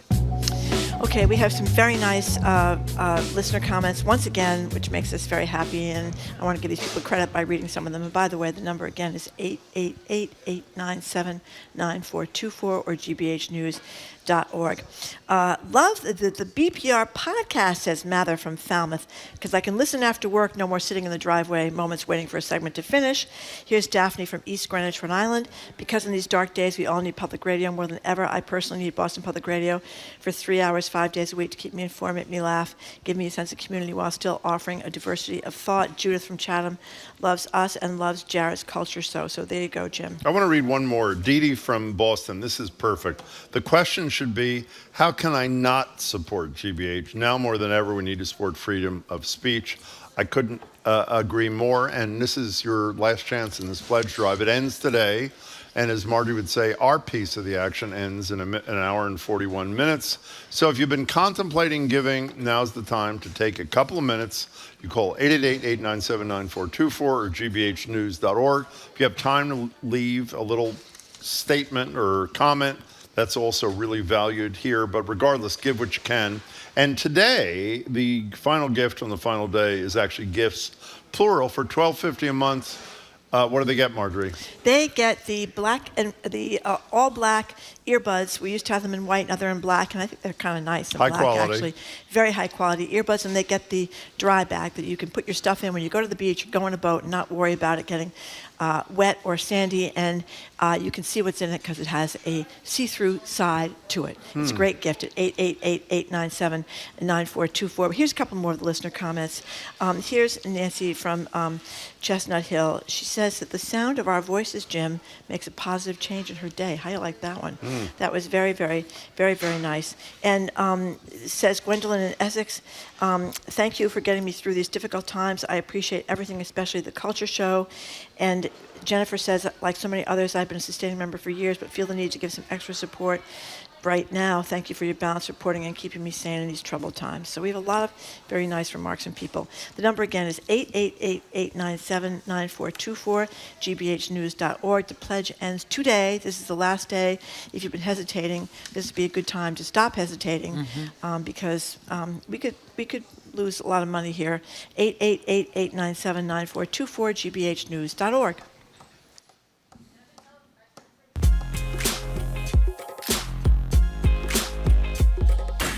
Welcome back to Boston Public Radio. Mark Dregan, Jim Browdy, live at the library, streaming youtube.com/GBH News. We're continuing our conversation with Juliette Kayyem. So, Juliette, I almost couldn't believe it when Carolyn Levitt, she's the press secretary for the president from New Hampshire, actually got up the other day and asked a question about what Trump is doing over there in the Middle East. She said something like, I'm paraphrasing, it is ridiculous to suggest that Donald Trump would do anything for his own family instead of putting the United States of America first. This is all about the people of the United States of America, not about enriching himself. And I thought, wow, you know, she's good. Yeah. She's good Yeah. at saying these kinds of things because it seems fairly clear that this is a big griftathon over there in the Middle East. Well, the kids, the boys, yeah, who are like 50, but let's still call them boys, are out there and they're making deals. I think I saw somewhere. The family is worth about $3 billion more than it was 100 days ago. Part of that is the crypto crap that he's doing. The crypto stuff that he's doing. I don't even understand it, but it's not good. And then part of it is the deals that they're making in terms of investments in either Trump media, Trump real estate, even the deal with Syria today. So today, the president has a lot of announcements coming out of the Middle East. One of them is that we have, and this was right, we have normalized relations with Syria, at least for now. We don't, look, the leadership of Syria isn't great, but it's better than what was before, and you're going to try to normalize relationships. But part of that deal is investments in real estate, which I'm sure there's going to be like Trump Damascus. Like, there's no question. I've been to Syria. It's a beautiful place. They'd be smart to do it. And we've heard Trump talk about Gaza as well, about building there. So the family is grifting. Trump is grifting. There's no question about that, and no one is sort of calling them on it right now. And they, I suspect they won't. This family will be so rich by the end of this. I mean, this is $3 billion in just 100 days. So can we play a little sound? In 100 days. The sons, Eric and Don Jr., are sort of like advancement. In politics, advancement mean you go to a place where the leader is going to be and you make sure everything's in order. They go to the place to cut deals before their father comes along. Here he is. This is Eric, speaking to a crowded convention center in Dubai a week before the president showed up in the Middle East about the Trump organization's plan to build a massive 80-floor hotel and residential tower. And listen to the most important part of what Eric Trump says about who he is saying, on whose behalf he is speaking. Here's Eric Trump. We're going to deliver the best hotel. And I have to say, on behalf of myself, on behalf of my family, we love Dubai, we love the Gulf, we love the people. We have so many incredible friends here. We have such a great relationship between the United States and just one of the greatest places. And I have to say, on behalf of myself and on behalf of my family, which is headed by the President of the United States, who will be here in a week, not only are they cutting deals, and Jared Kushner cut close to $1 billion deal in the Middle East, it's not just here. It's like the currying of favor by giving money. There's this great story about this little tiny firm in China that has no revenue. Let me repeat. No revenue, not a little revenue, no revenue. And unbelievably, they came up with $300 million to invest in Trump's crypto venture. $300 million from a note, which obviously means it came from the government. The Chinese government. Exactly. $300 million bribe, payment, grift. It is just, and the fact that some Republicans are standing up, not so much because of the grifting, but because he's dealing with one nation that supports Hamas, another nation that killed a Washington Post columnist, at least the Saudi leader, not the nation, but the Saudi leader. It is. I've never seen. It's just unimaginable. It's so. I mean, look, and I think the unwritten Doge story is going to be the same thing. That I think that one, we know that the Doge review of efficiency dumped a lot of lawsuits against Elon Musk, but I think overall you're going to see a lot of contracting services going to companies that were created the day before they got the contract, right? And that's someone's friend sets up an LLC in Virginia. I'm guessing this is what's going to come out of DHS, is that a lot of this money is going to consultants with ties to MAGA. The Qatar thing has gotten the right wing. The Qatar airplane has gotten the right wing. Not because of grifting, because of security. No, I think it's indefensible, and I think that is part of it. I think it's really hard to defend this one, and I do think Trump is pretty much alone on it. You don't see senators running. I mean, some of them maybe, but you don't see senators coming forward.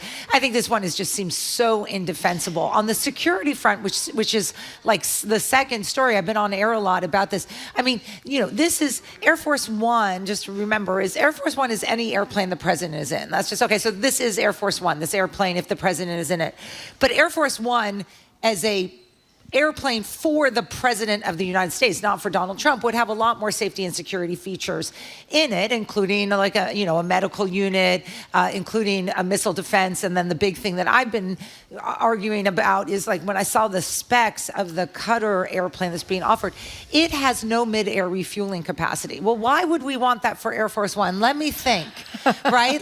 There could be an instance, you're thinking worst case scenario, there could be an instance in which you don't want the president to land for whatever reason. And you would have then an Air Force plane come and do mid-air refueling. That's been consistent since the nuclear era.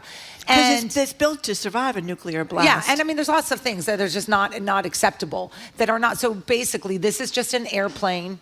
It is going to it's going to be called Air Force One, but it has none of the requirements you would want of an airplane that houses, and I'm not even going to mention Donald Trump, the president of the United States, in terms of continuity of government, continuity of operations, and your responsibility as president of the United States. But he doesn't care about that responsibility. And I bet he gets the plane. I bet he just rides it out and gets the plane. Well, they're already dealing with it. It's in San Antonio. I think it's there. I mean, well, they apparently now have to retrofit and make sure it's not a Trojan horse. The one thing to remember. Wait, but he doesn't care if it's a Trojan. No, I'm serious about that. He does not care. He doesn't. I mean, you think this man cares about secrets? He does wants not a new care. plane. He wants a new plane, and he wants a gold new plane. Yeah. I mean, have you seen the inside of this thing? I mean, it is. The one thing that's so interesting about those who really believe that Donald Trump cares about anti-Semitism when it comes to academic institutions is the Trump family very belatedly, and I say this as someone who works in the Middle East and has clients there, he has very belatedly discovered the real money is not in Israel, it's in the Gulf. And that is, I mean, these guys are throwing they're cozying up to Hamas and former ISIS members, and they could care less. Like the Trump family knows, you may support Israel because it's a Jewish state and whatever, but the Saudis and the Qataris or the Emiratis, like that is where the money is. Look at these parties. Look at these parties. One more thing about the plane. What? We mentioned this, I think, in passing, but it's really important. The Justice Department has passed muster saying there's no legal or ethical problem. Who's the head of the Justice Department? Pam Bondi. Who did she make $115,000 a month from? Consulting. No one is worth. I mean, wow. I know. And let me just say this. You know what's interesting about that? Yes, it's like $1.3 million. Do you know what's interesting $1.3 million? about? Oh my God. You know what's interesting You about went to that? the wrong business, Jim. I think we did. What's interesting about that story too, is that was signed by her. It wasn't signed by any office that actually does Meaning legal they unlikely analysis. wouldn't sign it? That's incredible. It's just incredible. Yeah, a bunch of texters are reminding us, of course, who was in the planes on 9/11? Saudis. Yeah. So there's a problem there, too. Look, I just want to say something. By the way, in all fairness, this is it's gonna important. be In the all same thing. fairness, Joe Biden wasn't so hot either. Joe was Biden not. talked He was about not. how the Saudis were killers, and then he did that fist bump, which was his disgraceful. Okay, but let me just be clear here. Yeah. This has nothing to do with Arabs or Qataris or Saudis. I'm Arab American. This has everything to do with a foreign country essentially given the specs for the Oval Office, because that's what Air Force One is. It's the Oval Office in the sky. If it was the British, there's certain things you don't delegate. That's right. You guys By have the to way, raise an money. anonymous texter says, I do find Juliette soothing. Really? Thank she you. is a voice of reason. Thank you. In this crazy And world. I would talk about animals any day. You would? Well, not Okay, today. I'm going to just end with my... How's the dog? The dog is great, but let me just end with Please. my bad parenting or good parenting. Do you remember getting picked up by your parents from college? How did we all fall into this trap? I'm going to New York right now to pick up a kid. Yeah, and then I was thinking, I don't think But all my friends were all picking up our kids. I was like, who started this stupid idea? Yeah. That's my new thing. Yeah. The kids get home on their own. Aren't you Get them- security mom? I don't know what it is. The Amtrak. I don't know. All of a sudden, my kid's like, can you pick me up on Thursday? I'm like, sure. I really don't want to pick him up. Yeah, That's Let's good. take it anyway. I love him. That's good. I hope they Okay, hear I'm this. into Goodbye. not picking up kids from Great. college. That's That's my new excellent. Yeah, I'm with you. And thank I'm you with for you. finding Nice me to see you, soothing. Juliette Kayyem. Okay. Thank you so much. We want to mention, Jim, and this is up to you. Jamie in New Hampshire is a very important question. He's wondering if you should start looking forward to the Am I the A-Hole segment tomorrow afternoon. It's not this or will Jamie. It's Jamie from New Hampshire. Oh, New Hampshire, yeah. Or whether he's going to be disappointed for a third week in a row because Jim changed the Am I the A-Hole. We're not changing. It's on tomorrow. It's on tomorrow. On tomorrow. 1:30. 1:30 tomorrow. Okay. No changes. Coming up next, we are going to talk with our food man, Corby Kummer. We're going to talk, this is a great story about when you go out to dinner and all your friends that you're eating with are on those weight loss drugs like Ozempic. So everybody else is picking at their food while you're shoving it all down by yourself. The ethics or the politeness or the correct etiquette when you're the only one at the dinner table who's eating. You're listening to Boston Public Radio, 89.7 GBH, broadcasting from the Boston Public Library, streaming at youtube.com/GBH News. Think about it. For 3 hours every day, you get to hear thought-provoking conversations on local, national, and international issues. It only happens with your support, so please support your Boston Public Radio listening by calling 888-897-9424 or giving online at gbhnews.org. Okay, we're rounding the bend. Rounding the bend. An hour and a half till this show is over. The whole pledge thing is over a few hours after that. So it's time to get serious if you haven't made a contribution so far. By the way, if you have, and particularly if you have and you've written a comment to us or our colleagues, thank you hugely. Comment or not, thank you hugely. But if you're in the position of not having made a donation but being able to afford one, well, now's the time to do it. You just call 888-897-9424, gbhnews.org. It takes about a minute. And based on Marjorie and my experience, we've told you about this before, making donations here long before we worked here, it feels really good. And I can tell you, it's really appreciated. In normal times, too, by the way, this is not just about the federal threat. That would make things worse. But as we've said repeatedly, in normal times, more than 70% of our money comes from listener support. That would mean you. So do what you can. 888-897-9424, gbhnews.org. Listen to this from Richard in Rainham. There are few remaining sources of information that are not crippled by ignorance, corrupted by malevolence, or compliant with the agendas of bullies. Jesus. I know. We must preserve those that remain. That is really something. Yeah, that's really something. And it's sad. It's very sad, but it's very true. I mean, if you could see some of the text messages I get during the show with people that are spouting these crazy things that they've heard elsewhere, and they believe them, which is the really upsetting part. So we appreciate the fact that you do appreciate news that is fact-based, because it really is important. The number again is 888-897-9424 or gbhnews.org.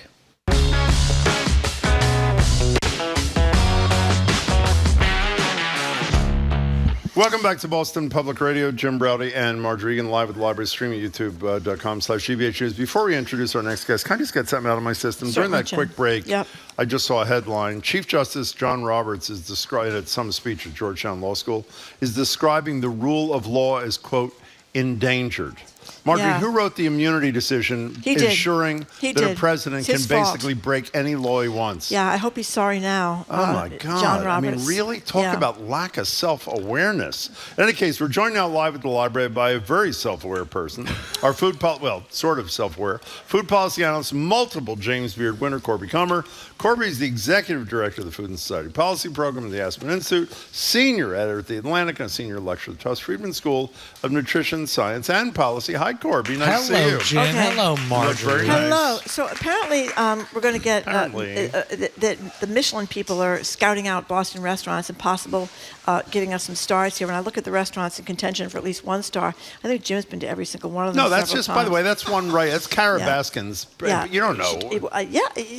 Right. Nightshade Noodle Bar, you've been there. I've been there. It's Oh, yeah, fabulous. you've been In there. Lane. Astra, Okay, you've been fine. there. Okay, you've been to So, Sarma, but to you've get been to Michelin, Oleana. I don't want to hear about that. You've been to about Okay, fine. 40 of these restaurants, Jim. It sounds like the way you Neptune get Michelin Oyster. to come to town is you pay them to It's come. pay to play. That's unbelievable. Yeah, I didn't they know hold this. up the tourist bureaus for a lot of money to contribute because it does bring in revenue. And I'm with Deborah First, who wrote a terrific column in the Globe saying... Oops, Deborah, I said Carabaskin. Sorry, go ahead. Saying, why would we want this? Because, what does Michelin know about American cuisine? Not much. And who do they think they are? Because they're just holding up different cities. But the fact is, it sells seats in restaurants. It's important. It's there. It's a guide all the time that people get. And, the restaurants like it. It's good for their self-esteem.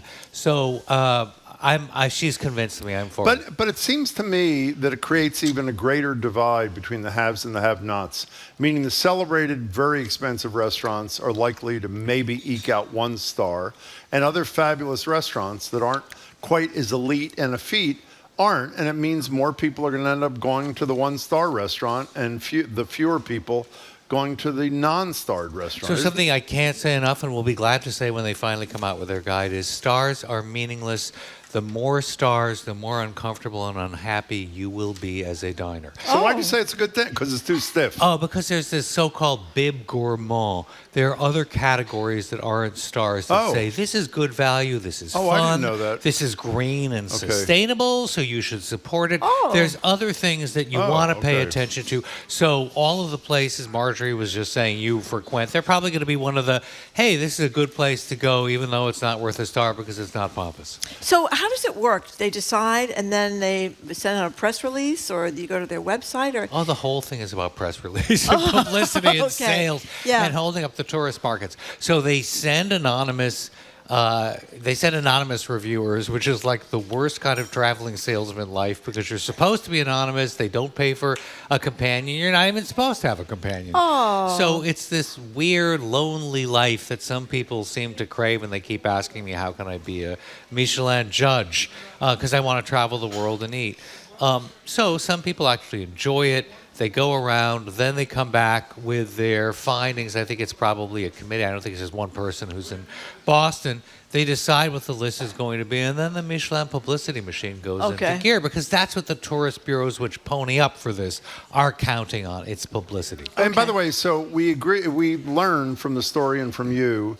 It's a pay-to-play to get Michelin, or however you pronounce it, to come to town. Michelin. Whatever it is. Michelin. Okay, fine. So is there also pay-to-play in terms of making the list, or is it on the merits, meaning at least the merits of the people eating there, or my obligation obligation do they buy is a to star? say no, because they want to be above corruption. But you can't buy I know a of star. no stories Oh, you don't? Okay. that you can buy a star, but you can spend a lot of money and be pretentious and pompous and do French-influenced or Nordic-influenced trendy cuisine that might impress the judges and has nothing to do with Boston. How many Michelin-starred restaurants have you eaten at? Many, but I avoid them.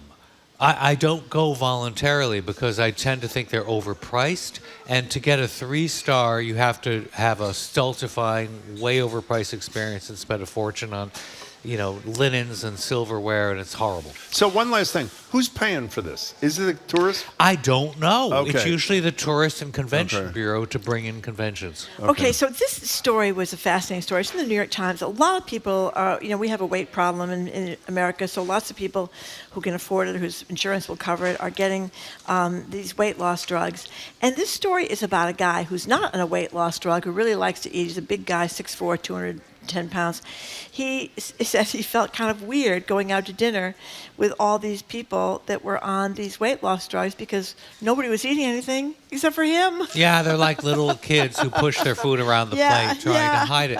But there's a couple of things. The industry is really interested in Ozempic and how it's going to change products. The restaurant industry? No, I mean the food industry, the packaged food industry. They're worried, they're terrified that people are going to buy less of their food, but they're finding a way around it, which is to charge high prices for smaller portions. Oh, God. And for increasing the protein content of food, because people on Ozempic need protein. To an extent. Americans get too much protein. There's a current protein obsession. It's a bro thing.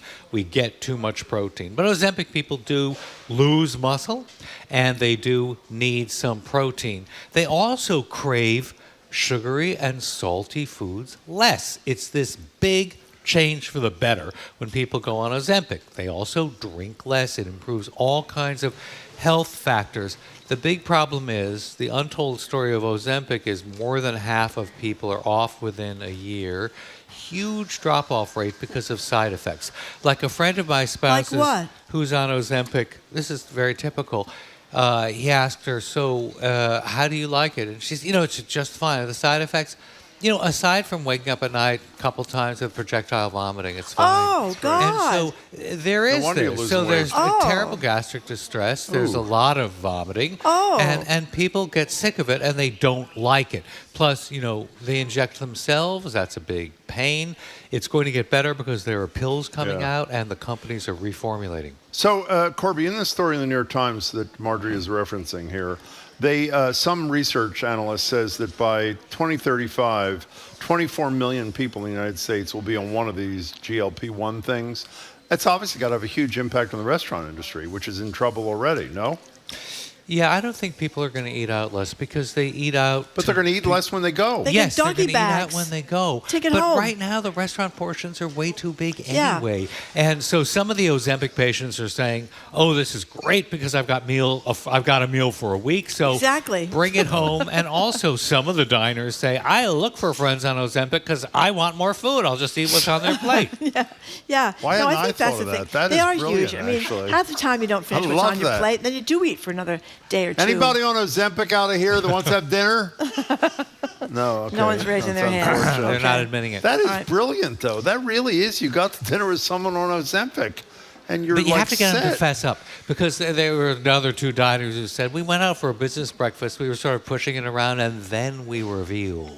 Yeah. We're both on Ozempic. You know, it used to be that was a sign of someone that has some kind of eating disorder, because I've had friends who had anorexia and they would push their food around on the plate so that it looked like they were eating when they weren't. But now it's a whole new thing. But they suggest in the story that what you do to avoid this is to go do family style or small plates. And that way... So it isn't obvious that because you don't offend the restaurateur exactly. or They're afraid of chef the chef will think they didn't like the food. I just have to tell you that restaurateurs, I arrange lots of dinners for my program at Aspen Institute, and restaurants hate family style. They do? Because they have less portion control. So even though people might take less, they have to put more food out. Oh, that's a good They point. don't like it, and they resist it, tooth and nail.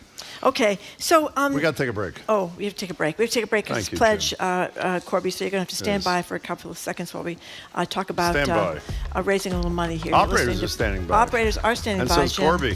You're listening to Boston Public Radio. We are streaming at youtube.com/GBH News.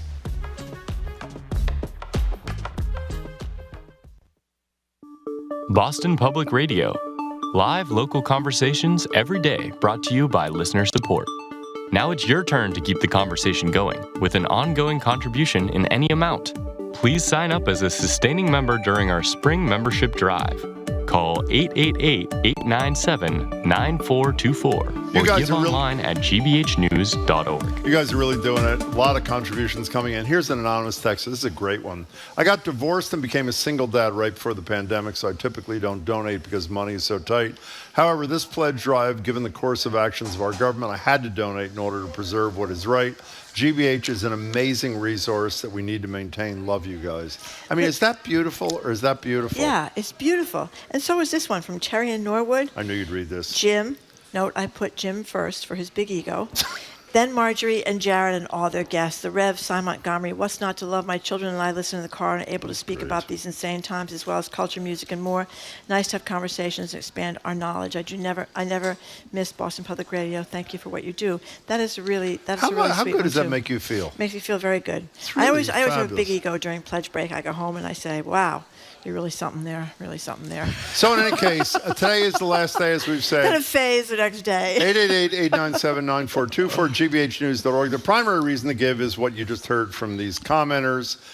There's another great thing. You get a great gift. Final day, 2 gifts for the price of one, $12.50 a month, $150 all at once. You get the really high-quality wireless earbuds. I like them because they're high quality. Marjorie likes them because they're good-looking, which I don't quite get. And you have a GBH dry bag, which, as I said, does nothing for me, but Marjorie loves her dry bag. I do. It's great. So I would stay with her. 888-8. You like dry bags? When you tell me what they are, I know Fine, I love I will. them. Someday I will. This is 888, it. Okay, you'd really love it. And it's clear. You take it to the beach. You're on a boat. Keep your phone. Now your do you love suntan it? lotion, Yes or your no? Do you keys, love it? your Never seen sunglasses. anything better. Isn't Have to that have one great? right away. 888, exactly. You do. 897-9424. You don't get it here. gbhnews.org. Okay. Sign me up.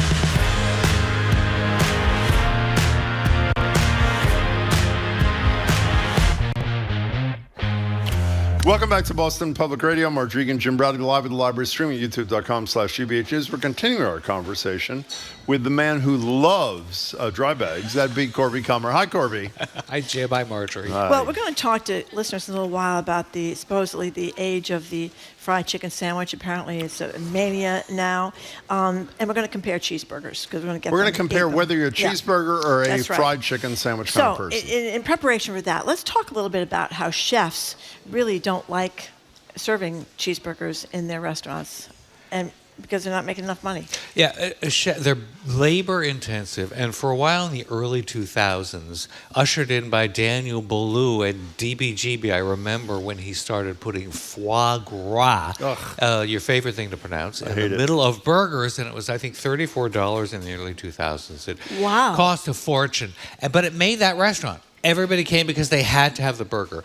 And there's this restaurant, there's a guy named Jeremy Fox, who's a terrific Los Angeles chef, who's quoted in the Times story as, hate burgers. But everybody came in, 70% of my orders were this famous burger he had. And the irony is, Jeremy Fox made his reputation on all plant-based food. So when I read about this, he had Ubuntu and Rustic Canyon, where he broke down and had this burger that, took over Los Angeles. And he started weaning people away from it. I think he was the one who had an 8-seat bar. You had to be at the bar to get one burger, but then he would do this long tasting menu and serve a mini slider in the middle of it so you could taste it. So Crave Burgers.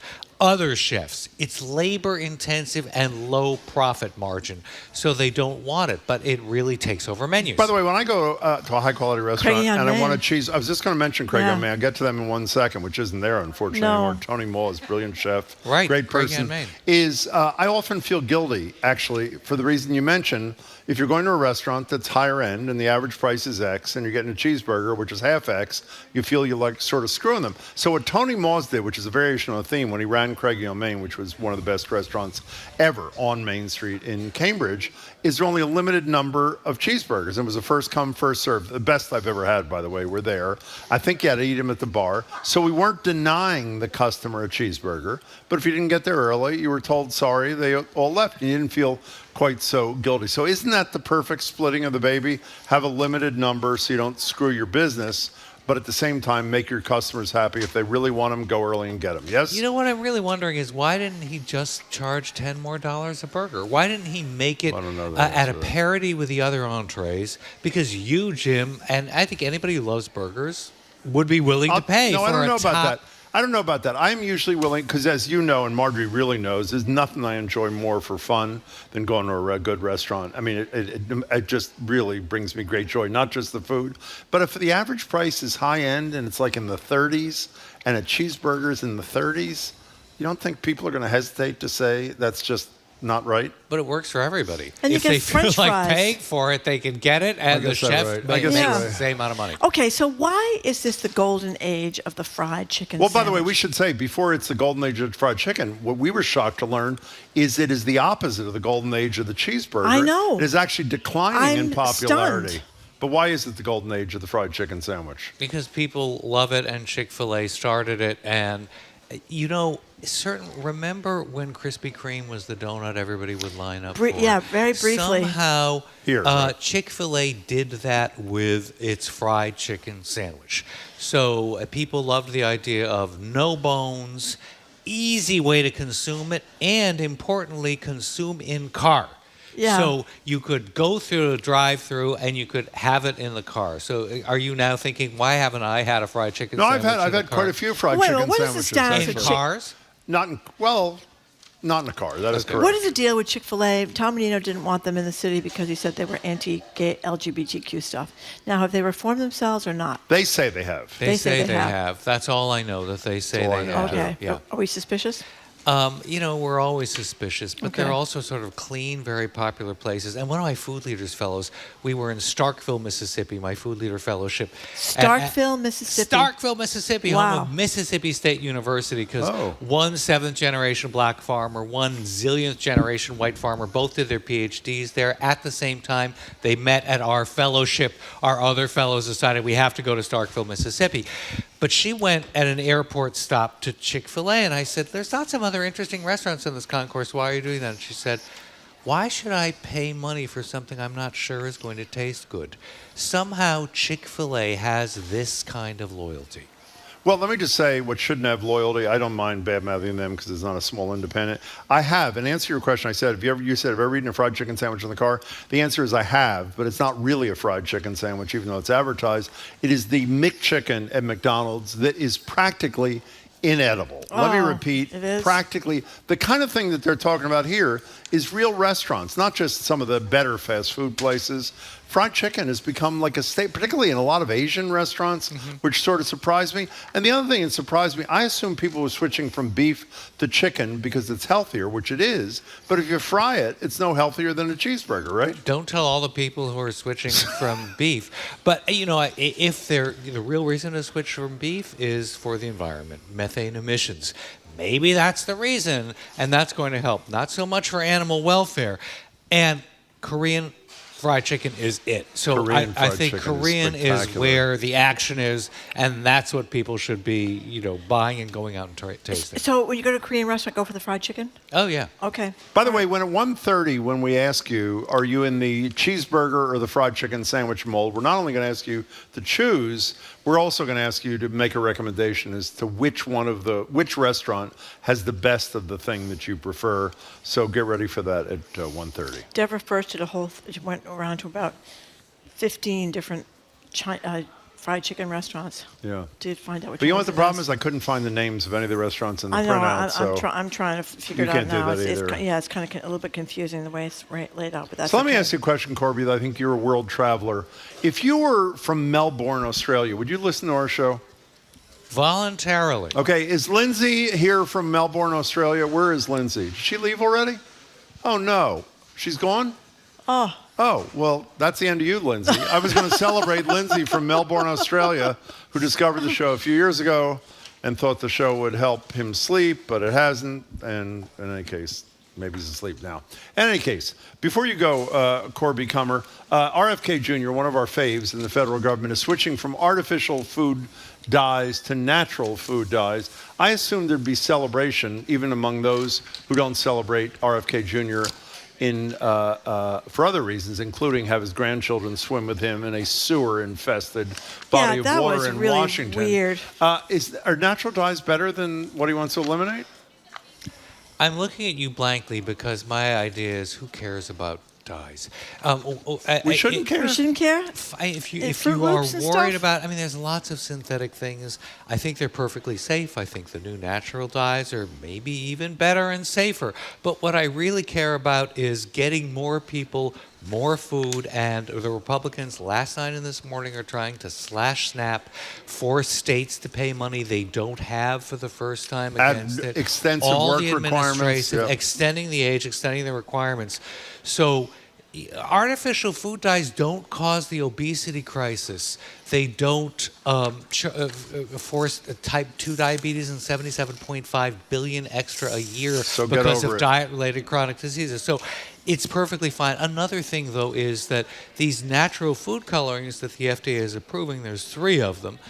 That's fine if you don't want synthetic chemicals, but they haven't been tested that long. It's only a guess, FDA is saying, because the studies aren't sufficiently long-term to say. Okay, forget dyes. So RFK is wrong about that too, then? No, well, maybe. But can I get back to this? So far, they're safe. Since you're a world traveler, obviously the person from Australia, Lindsay, left. She left. It turns out Zelda, who is from New Zealand, was also here. She left. Oh. So my question for you as a world traveler, alienating do people from New Zealand and Australia only like 1-hour radio shows? Is that what the problem is? Or what is it in your travels? They don't know the quality of your radio. The second and third hour really pick up incredibly. They talk fast. I think they talk fast in New Zealand and Australia. No, they don't talk fast. They just don't know how good you are. And so you have to popularize yourself in New Zealand. However, I have numerous friends going to New Zealand soon. I'm going to tell them. Yeah, and whenever I'm traveling, I want you should know I listen to your show. Yeah. Why are your friends going to New I'm Zealand? not on it.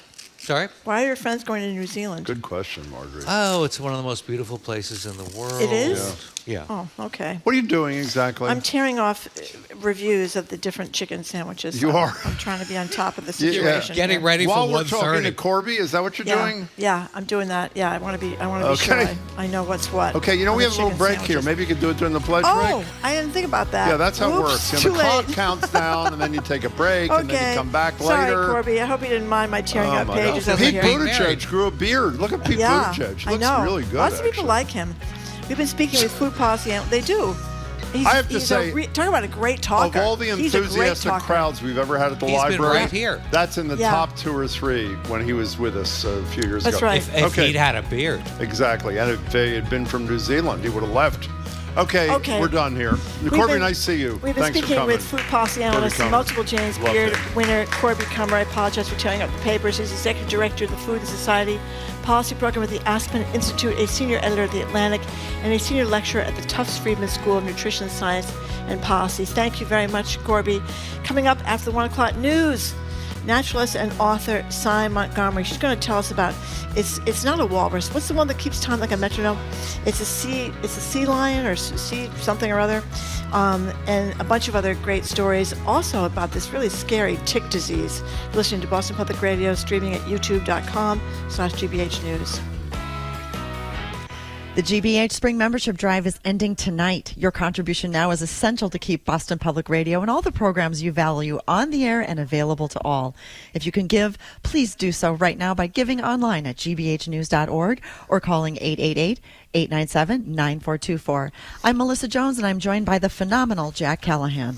And we've had support coming in over the last hour. That's wonderful news for us all who love Boston Public Radio with Jim and Marjorie. But we now need 10 more contributions in about the next 4 minutes to put the wraps on this hour. The last noon hour of the spring membership drive. We won't be back until fall. Please help now, 888-897-9424 or gbhnews.org. Support GBH right now by giving $12.50 a month, and we'll thank you with two really popular gifts, the GBH dry bag and the wireless earbuds. This is our special last day offer. It goes away at 7 o'clock tonight. That dry bag is fantastic because it does exactly what it says. It'll keep all of your important items nice and dry. And how about those wireless earbuds? You can put those in the bag and keep those dry when they're not in your ears, thrilling you with great sound and comfort while you listen. That's our thank you to you with your $12.50 a month. You can give all at once at $150, but $12.50 a month as a sustainer. It's a great way to support. gbhnews.org or call 888-897-9424. And information with a dose of humor. That's what you get when you listen to Boston Public Radio. And Jim and Marjorie, they keep you company wherever you are, but they talk about the issues that matter to you. Please support local conversations like this by giving right now. Our friend Robin from Falmouth did, and she took a moment to say we are increasing our support, yay, thank you, to preserve the free press and our democracy. I love Jim and Marjorie and enjoy Jared Bowen's program as well. Keep up the good work. Well, Robin, with you and your fellow members at GBH, we will do that. 888-897-9424 or gbhnews.org. We're making great progress on that goal. We're down to just 6 to go in the next couple of minutes to wrap up this hour on target and keep our pledge drive on track. You can be a part of that right now. Be the hero. Give us a call at 888-897-9424 or give online at gbhnews.org. You know, drives are always been important for us, but right now, these challenging times for public media stations, we face multiple efforts to eliminate this service. While we don't know what will happen, we do know that your help is more important than ever. Please help by giving right now, 888-897-9424 or gbhnews.org. And think about becoming a sustainer with that $12.50 a month gift. We'll thank you with the dry bag and the earbuds, and you'll know that your support is always current, always happening behind the scenes because you're giving on that monthly basis. gbhnews.org or 888-897-9424. That's 888-897-9424. Thank you. Support for GBH comes from you. And the Boston Speakers Series, announcing its upcoming season at Symphony Hall for 7 evenings, including Dr. Anthony Fauci, Ken Burns, outlier author Malcolm Gladwell, and geopolitical economist Pippa Malmgren. BostonSpeakers.org. And Bridgewater State University, helping create jobs for Massachusetts. BSU's skilled graduates are recruited by today's industry leaders, elevating business in Boston and beyond. bridgew.edu/elevate. You're listening to 89.7 WGBH HD1 Boston. Online at gbhnews.org. GBH News. What matters to you? I'm Jim Browdy, head of Hour 3 of Boston Public Radio, live from the Boston Public Library. It's author, naturalist, and the pride of Hancock, New Hampshire, Cy Montgomery, who just had a close encounter with, of all things, a tick. We'll check in with her on that, plus the latest on fishing flamingos, New York pigeon thieves, and caterpillars hiding out in self-made piles of bones. I'm Marjorie Egan, and then we'll end our Wednesday with you opening phone and text lines. Apparently we're living in the golden age of chicken sandwiches. Have you been swept up in chicken sandwich mania? Who does it best? And are my beloved cheeseburgers, medium rare, really becoming a thing of the past? Call or text next on the third hour of Boston Public Radio, 89.7 GBH, live from the Boston Public Library.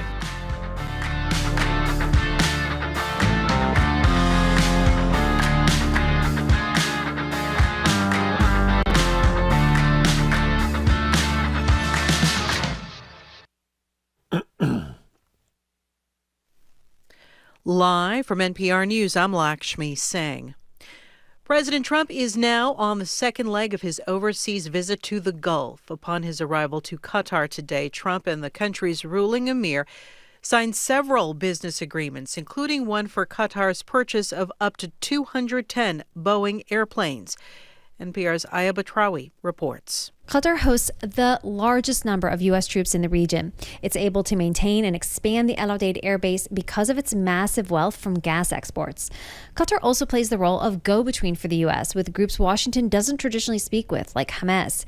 But since Hamas's attack on Israel in 2023, Qatar has faced an onslaught of negative publicity over its hosting of the group's leaders in exile. Its ruling emir is expected to press Trump to secure a deal that permanently stops Israel's lethal offensive in Gaza and frees Israeli hostages held by Hamas. Trump recently said it's time to end this, quote, very brutal war.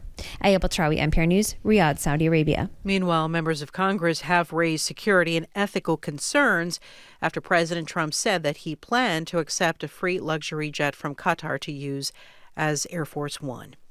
As air traffic controllers walk off the job, bridges buckle and rail systems falter, a growing number of Americans questioning the safety of the nation's transportation infrastructure.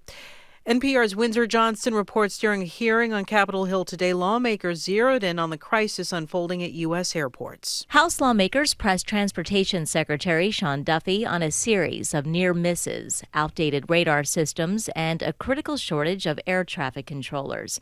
Duffy acknowledged a 35% washout rate among recruits at the FAA's training academy. When I was there, some of the young people said, if you could just give us some help, if there's some tutors that could assist us with just a little extra help we may need. A lot of these washout students are actually going to make it. They're going to be good controllers, but just give us some extra support. Duffy says the agency is on track to graduate more than 1,500 air traffic controllers this year. He says the department is also working to boost retention to keep experienced staff on the job. Windsor Johnston, NPR News, Washington. Mexico and the U.S. have a new agreement that the two countries believe will help avoid a water shortfall. Carlos Morales reports. Farmers and water experts say the new agreement won't be enough, partly because of the intense drought both sides of the Texas-Mexico border are experiencing right now. Chris Bell is a farmer in Presidio, Texas. Right now, it's just been hard on everybody to get enough water. It's not raining that much, and there's just a lot of things have changed. The U.S. and Mexico plan to meet this summer to review water deposits and evaluate rainfall and see how the new agreement and changes they've made are working so far. For NPR News, I'm Carlos Morales in Marfa, Texas. It's NPR. Good afternoon. With the latest from the GBH Newsroom, I'm Henry Santoro. Boston Mayor Michelle Wu says that in the face of federal uncertainty, the city's finances are strong and they are stable. Wu held a news conference today announcing that for the 12th year in a row, Boston has received a AAA bond rating from Moody's as well as S&P Global. This is the highest possible rating a city can earn and a sign and affirmation that our economic fundamentals are strong, that our local economy is resilient, vibrant, and growing, with more employers choosing Boston to be their home every day. Wu's announcement comes as the city irons out its budget for the coming fiscal year. Under the mayor's proposal, spending would increase by 4.5%, but Boston would eliminate nearly 500 municipal jobs and make no new hires. Wu says that's in light of the uncertainty the city is facing when it comes to federal funding. Two Guatemalan men, one of whom is waiting for a kidney transplant, never made it to their jobs at a New Bedford seafood processing plant on Monday because both were taken into custody by ICE. New Bedford Light reports that the two men are undocumented immigrants. Neither one has a criminal history here in Massachusetts, and both have been working at Ocean's Fleet for years where they process scallops. They're known in their community for their steady work and keeping a low profile. Both were picked up shortly after 5 a.m. on Monday. Red Sox Tigers tonight, Celtics Knicks as well. We need the win. Increasing clouds, mid to upper 60s today. We're at 70 right now. This is GBH News. Support for NPR comes from NPR stations. Other contributors include Capital One with the Capital One Saver Card. What's in your wallet? Terms apply. Details at CapitalOne.com. And the John D. and Catherine T. MacArthur Foundation at macfound.org.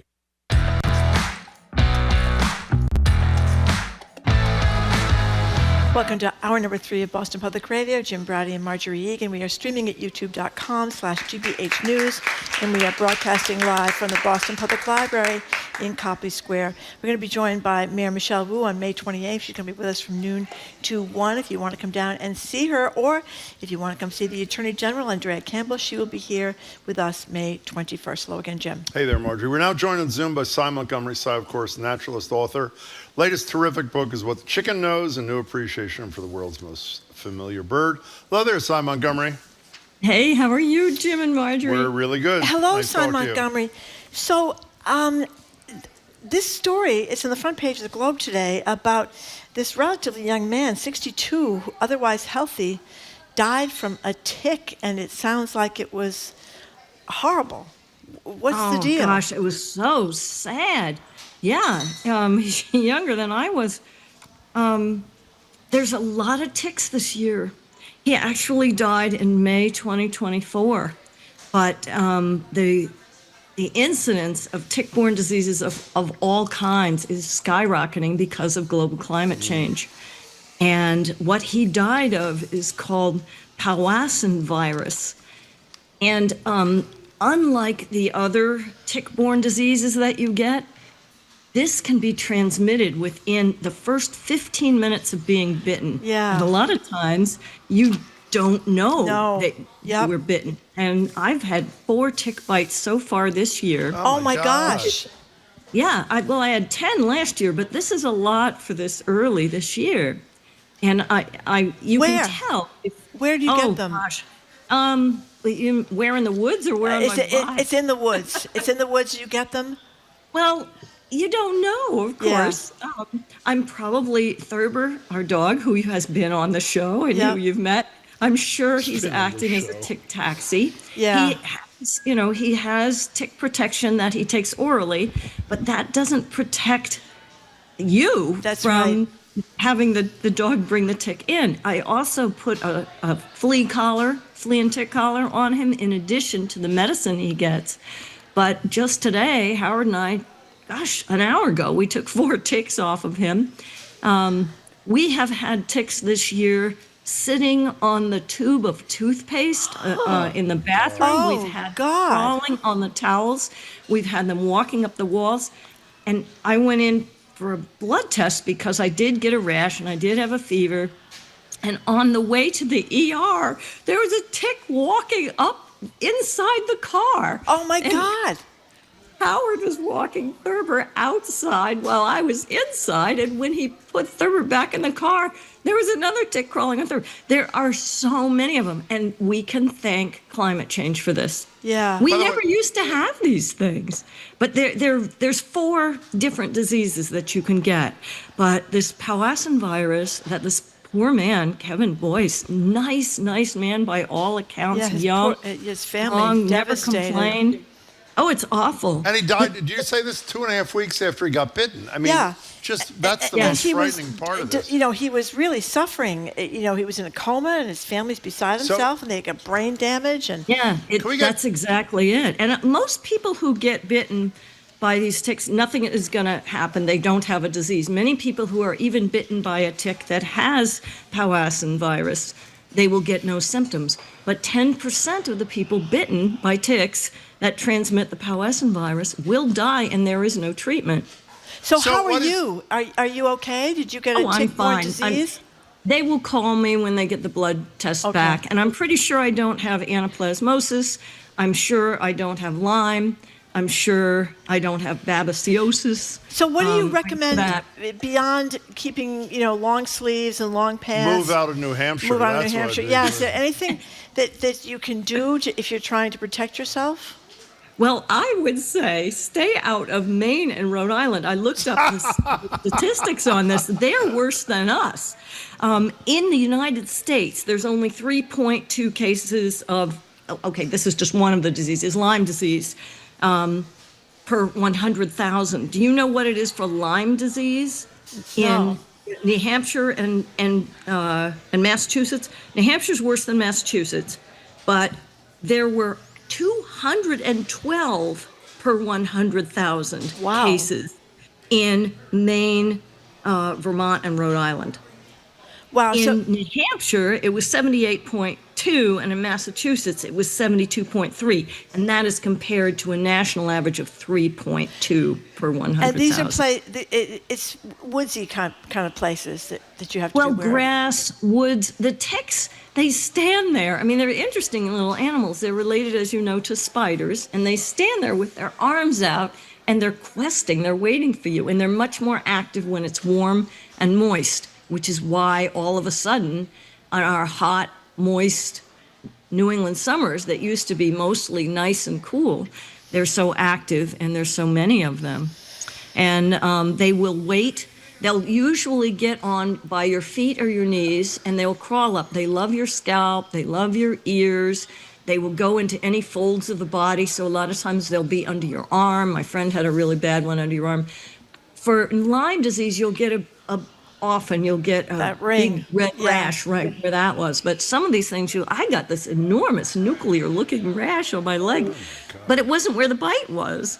So that and a fever and feeling crummy, I just thought, let him get some of my blood. So let me just to understand, Si, because you're a different sort of species from Marjorie and me.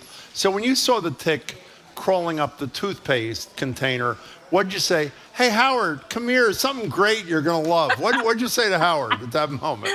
Oh, no, I don't even mention it. I mean, so many of us here in New Hampshire, you're driving down the road, and someone will just roll down the window, and you see their hand flick out. They're flicking a tick off the body as they're driving down the road. I have been talking to you on the radio and found a live tick on Thurber and just held it in my hand throughout the interview. They're everywhere. They're so gross. Okay, we had a picture up a couple of minutes ago on a happier note of Ronan the sea lion that looks like a little embryo. Did you watch a video? Metronome. Yeah, it's right here. Oh, yes. Yeah. There he is. There he is. Now, what's he doing, Marjorie? He's keeping time to music, and he's right on the beat. So how did this happen? This is a riot. I love this. Me too. This sea lion, I haven't met Ronan, but I've been to Long Marine Lab where they've done all kinds of seal and sea lion experiments. So Ronan is a 15-year-old sea lion, and he has been in musical training since he was 3. And as you know, seals are easily trained. Sea lions are within the group of seals, and they are actually closely related to bears and dogs, all of whom are very easily trained. But he has been trained in keeping the beat, and he's much better than most people, and he'll headbang to the beat, and you can change the tempo, and he'll change with it. And in the video, there's all these, I think there's 6 different hands and arms that are going up and down with the beat. And clearly, the sea lion is so much better than the humans, which is wonderful. You know, so when I read a story like this, when there is behavior that's really unusual in the non-human animal kingdom, for example, in this story we read about this, it's allegedly the first non-human mammal to be able to keep a beat. And while I love the stories as much as you do, I love the videos if they're attached. I always say to myself, other than the joy of the moment, why do I care? What's the relevance of knowing that a sea lion, at least one, a non-human mammal, can keep time with music? Why should that matter to me? Well, what it tells us is something about the animal's cognitive abilities, and therefore tells us about how brains work. And other animals have been shown to be able to keep the beat, notably parrots. And that's right. I've seen parrots. Yes. So remember Snowball? I danced with him on my 50th birthday. we danced to A Weem Away. A Weem Away. That's great. That was great. Yeah. It was so much fun. And so what that shows, when you can keep the beat, think of what your brain is doing. What your brain is doing is it's recognizing a pattern, right? Ba-bum, ba-bum, ba-bum, ba-bum. Yep. And anticipating the next beat. That's true. So that is actually pretty sophisticated. And that shows us that there's brains out there much like our own in other animals. And I think that's kind of important to know. Why is it that some people can't keep a beat? Do you ever wonder about that? You're next to somebody at a concert or something, and they're off by like a nanosecond. Oh, I know it. Well, you know, I think they need to train with Ronan, and they just need to go to the Long Marine Lab in Santa Cruz and take lessons for like 10 years, and they'll get it. By the way, that little GIF there showed it, but you have to watch the whole video. You got to Google it, because the ferocity with which Ronan is keeping the beat is relentless, and for a long period of time is just totally joyous. It is really, really, really and great. When you see Snowball, the dancing cockatoo, and other birds, other parrots do that, they are rocking out. They are really, really enjoying it.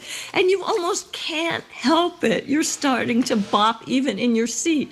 And if you're in a bad mood and you don't want to be, this is the thing that'll chase it away. Indeed. Okay, we're going to keep talking with Cy Montgomery after this quick break, but we need to take a pledge break, and then we'll be back with Cy here on Boston Public Radio, 89.7 GBH, streaming at youtube.com/GBH News.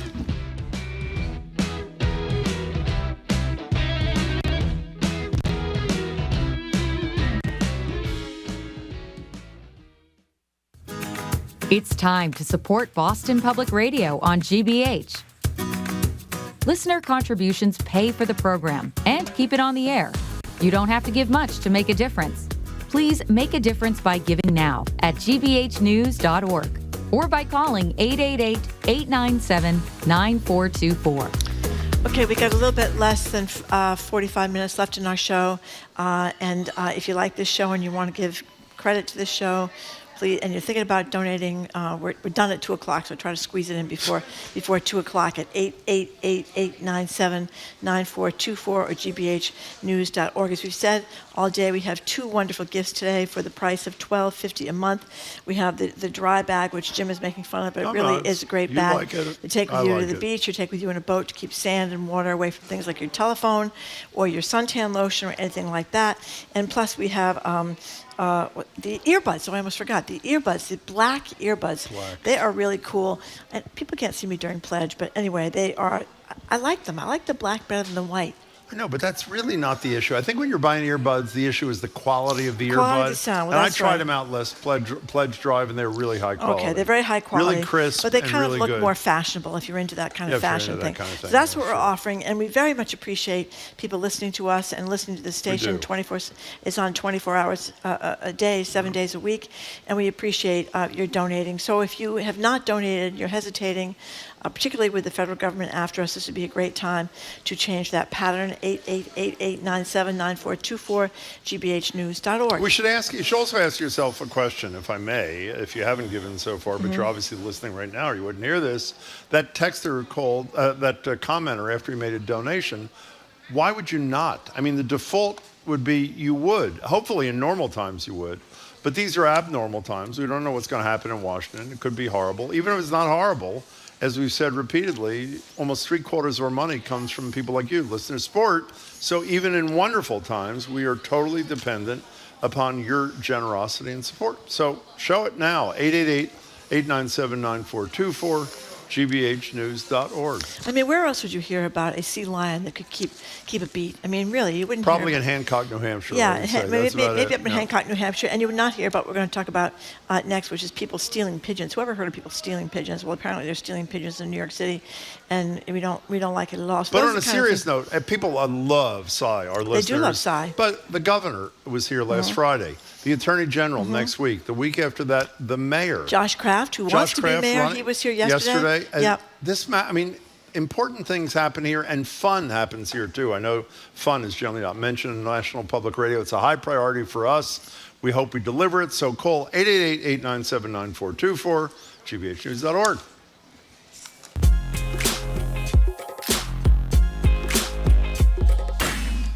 Welcome back to Boston Public Radio. Jim Browdy, Marjorie Egan. We're streaming at youtube.com/GBH News and continuing our conversation with author and naturalist Cy Montgomery. So I mentioned, Cy, the mystery of the purloined pigeons in New York City. Why are people swooping down with butterfly nets over these flocks of pigeons? Oh, it's awful. I couldn't believe this. Yeah. I mean, first, who would do this? Why would they do this? But apparently, you can sell pigeons in Pennsylvania for live pigeon shoots. Oh, that's right. That's what it says. It's That's horrible. I had no idea. They're protected in New York. They're considered urban wildlife, along with raccoons and assumedly Flacco the owl while he was flying around. Yeah, and, in Central Park. Bless his heart. But there was this video in April taken in Manhattan, and this guy in this low-slung hat was seen with a great big butterfly net scooping up pigeons and then stuffing them in his car. I mean, who would do such a thing? Well, they've actually arrested somebody on April 31. Police got this 67-year-old guy from Bushkill, Pennsylvania, who had stolen them from a different place, apparently, in Manhattan. His truck had 25 pigeons in it and the nets. And what is so gross is that this is just legal to throw the pigeon up in the air and then the marksman will shoot it. And they excuse this by saying that these vermin would be killed anyway because people don't like it that they poop on statues and bridges and stuff like that. But if you look it up, pigeon droppings, a pigeon may produce 25 pounds of pigeon poop a year. A person, however, 320 pounds. And pigeon poop was once so valuable that in England it was used as a dowry and also given away as an inheritance. Now, can you say the same about human poop? No, you cannot. You cannot. Okay, why would it be given as a dowry? What do you do with it? Is it to fertilize? It was fertilizer. It was okay. Excellent fertilizer, Right, yeah. okay. And it tends to be all in one place. I hate to admit this to you of all people. Most of my life until I had met a friend a couple years ago who loves pigeons, I was not enamored of pigeons. I have grown to like them more. I particularly have learned, I don't know what the chest of a pigeon is called, but those beautiful iridescent colors on, I don't know if it's all their chest, but a lot of them are there. Can you sing the virtues of a pigeon for a minute? Probably like no one else. Simon Montgomery, go ahead. Absolutely. Well, first of all, pigeons are actually doves. So who signaled that Noah's Ark had arrived safely? It was probably a pigeon. Do you want to throw him up and shoot him? No, you don't. Never do such a thing. You don't. Also, pigeons are really interesting wildlife in that you can see almost everything they do right in front of you. They will be courting each other elaborately at your feet. They will be feeding each other. They will be looking for food. There's their nature really, really close at hand, which is lovely. They also have an incredible sense of direction, which I do not, to the point that there is a sport of pigeon racing in which you release the pigeon anywhere and it flies home. Now, this is a race in which the finish line is at as many different places as the pigeons have as home. I actually went to a pigeon race. It's pretty boring because you can see it either be released or maybe coming home, and that's it. But they do have an incredible sense of direction. They also come in all different colors and varieties, and they can be bred almost like dogs to be any shape or size. They also have terrific visual acuity, and I think last time we were on, we talked about how well they can be trained and that a pigeon can tell the difference between a Monet and a Manet. You know, actually, we did do that. Yeah. I totally had forgotten Yeah, that's until... right. We're talking to Simon Montgomery, extolling the virtues of the pigeon. So, Cy, this next story is a great story, but it's a very upsetting story. It's Margaret Renkl, it's the New York Times. She points out how the Trump administration is waging war on the cleanness of the air and the water, removing protections of the Clean Air and Water Act, habitat protections for endangered species, making it easier to drill and mine on public lands and fish in protected zones, and halting expansion of renewable energy, on and on and on. It's like he wants to just make everything dirtier and more horrible for people. And this extinction, this slow extinction has not just begun in the Trump administration, been going on for a while, but obviously what he's doing is making it worse. So tell us what she talked about in this eye break for Robin's piece. Well, it was a lovely piece because it kind of was an antidote to all the despair that we're feeling about the natural world. But the natural world is before us and largely in our hands. And there's a lot that the individual can do. she pointed out that there's 135 million acres of land in private residential landscapes. I think this is Doug Talamay's data, which means that's a lot of acreage that we own. And Trump can't do anything to it because we own it. I hope so what not. we can do is we can make our land an oasis for animals. Doug Talamay, by the way, has done a lot of really interesting research about small animals like robins and caterpillars and things like that. And a mini oasis, even in the average backyard, can save the lives of a lot of animals. If you have plenty of things for critters to eat, I mean, caterpillars are pretty much the currency. The caterpillars run the world. Everyone eats caterpillars, hundreds and hundreds and hundreds of caterpillars.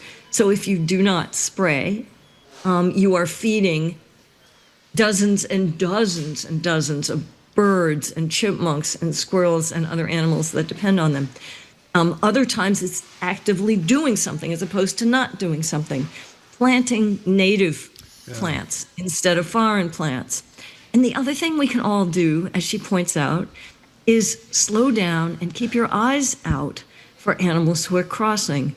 Robins do tend to zigzag like they do on your lawn. They'll do that everywhere. And what they're doing is they're showing off their robin nest, their male robin nest, to other robins, which is why they zigzag across roads and across your lawn, because there's almost always another robin they're displaying for. And if you slow down, you will not run them over. Running over animals is a major, major, major cause of death, to the point that I read statistics that during COVID, just the fact that there was a lockdown and people weren't driving as much was the biggest conservation plus that anyone had done in the United States since the creation of our national park system. So slowing down, and turtles, your friends, the turtles. I've crossed two big snappers in the last week. And here's somebody who can live over 100 years, but can be killed in an instant. Just slow down. If you don't want to, if it's not a snapper, you're an idiot if you can't pick it up. Of course you can pick up any other thing. If it is a snapper, it's not even hard to pick it up, or just walk it across. Even if you don't pick him up, just escort him across. And he'll be fine. He may live another 100 years, or they may lay hundreds and hundreds of eggs. And they'll hatch out into little Jim Browdy and little Marjorie Egan. That's right. We have some named after it. Hey, speaking of fire chief, and this beautiful video you sent us of fire chief returning to the water. Oh, yeah. You know what I meant to ask you when you sent it and I forgot? Is your expectation that you'll see, fire chief is this huge, huge turtle. How old is fire chief? Well, I like to think he's exactly my age and unmarried. Okay. Okay. We actually touched Fire Chief. I was terrified. We all did. We went up to Hancock to see Cy and Howard and all those kind of things. Do you expect to ever see Fire Chief again? I don't mean in a mystical way, but do you expect him to come back? And I see him all the time. You do, really? Yeah. He lives in a very small, but still, it's his own pond. That's great. And that's where he is. And on a day like today, I'll bet you he'll be out basking. And further, you can go in his pond. And Matt and I have gone in. And you can always find him in there. You just have to kind of slosh around until you feel him and then pick him up. He'd never bite us. He's really sweet. He likes having his shell patted like you did. He likes having his neck rubbed. He likes it when you touch his hands. And if he doesn't like it, he withdraws. But he never hisses, he never gapes, he never snaps. So in your honor, because we're crazy about you, Cy Montgomery, as we bid you farewell, we're going to play the Tokens' 1961 hit, The Lion Sleeps Tonight. Live, local, 3 hours a day, 5 days a week. Jim Browdy, Marjorie Egan, Boston Public Radio. It's here on GBH Radio because of your support. Now's your chance to keep the conversation going. Give online at gbhnews.org or call 888-897-9424. You know, some of these comments you guys They're have sent great. with donations They're are great. insane. I've been, I hope I pronounced right, Harlingen, Texas, which is on the southern border. Texas Rural Legal Assistance, which I visited, is there. John writes from there. Started listening to you guys when I was an Uber driver in Boston. When I graduated a couple of years ago, I made my way to the southern border to help migrants in their immigration process. Your coverage of the immigration issue is superb. I should have donated sooner. Listen to you guys every day while I work. You guys and all the regulars provide so much good information about a variety of topics, including Am I the A-hole? Jim and Marjorie helped me get through my work days. That is a beautiful and welcome note, John. Stay in touch with us. Thanks for the donation. Here's Eric in Andover. My wife and I are regular listeners to BPR. All things considered, Marketplace, NPR, and GBH are indispensable resources to remain informed in these unprecedented times. The survival of democracy depends upon the free press as the fourth branch of our government. We are grateful to have that endearing curmudgeon, Jim, and the beatific Marjorie to keep us informed. That's a really good one. They're all fabulous. Yeah, They really, all, every yeah, one of them really, is just George in West Warwick, Sandra in Carolina, Andrea, I believe, in Andover. There's too many to read. You've been really generous. It's the last day. In fact, it's the last half hour, at least on our show of the Fund Drive. So you call 888-897-9424, gbhnews.org. If you can, leave a note if you have time. If not, it's going to take you maybe a minute. And if you're interested in the earbuds, which beyond being stylish, as Marjorie would say, they're also really functional and high quality. And this dry bag thing that Marjorie is totally in love with, from sand, water, whatever it is, $12.50 a month, $150 all at once. And let that not be the primary reason you give. The primary reason you give is you listen to people on this station and you value what they provide, like these beautiful commenters did a minute ago. And if you're in that group and you haven't done it yet in this pledge drive, it's over today. Please call 888-897-9424 or gbhnews.org. And this is it until the fall. If we didn't have these occasional pledge drives, we would have commercials every single day. This is the last time we'll be asking you to contribute, as I said, until the fall. So again, the number is 888-897-9424, gbhnews.org. I want to read one more. Sandra from Carolina. GBH is our go-to station when we want to hear honest, in-depth reporting and analysis of the important issues our country's facing. Boston Public Radio, Jim and Marjorie, The Culture Show, All Things Considered Morning Edition, high-quality radio that not only informs but entertains in a manner that is serious, truthful, important, at times comical, but always respectful. Thank you very much, Sandra. 888-897-9424, gbhnews.org.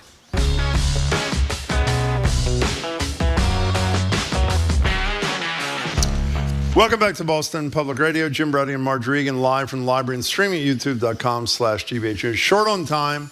So if you're interested in this topic, and you should be, get in quickly at 877-301-8970. In America, as Marjorie said before, the cheeseburger has long been reign supreme when it comes to handheld, sort of greasy fast food monstrosities, a defining characteristic of American imperialism around the globe and here at home. But a new piece in the erudite Atlantic has declared a changing of the guard. I was shocked, actually. Burgers are becoming less popular, and fried chicken sandwiches are in big time. In Boston, the proof is in the dipping sauce, so to speak, with Chick-fil-A, Dave's Hot Chicken, Raising Cane, Lily P's Fried Chicken, if you want to get real local, all fried chicken joints within walking distance of our library studio, not to mention the restaurants that have added fried chicken sandwiches to their menu. It seems like every spot has one now. So there are two questions at 877-301-8970. Are you a burger or a fried chicken sandwich person?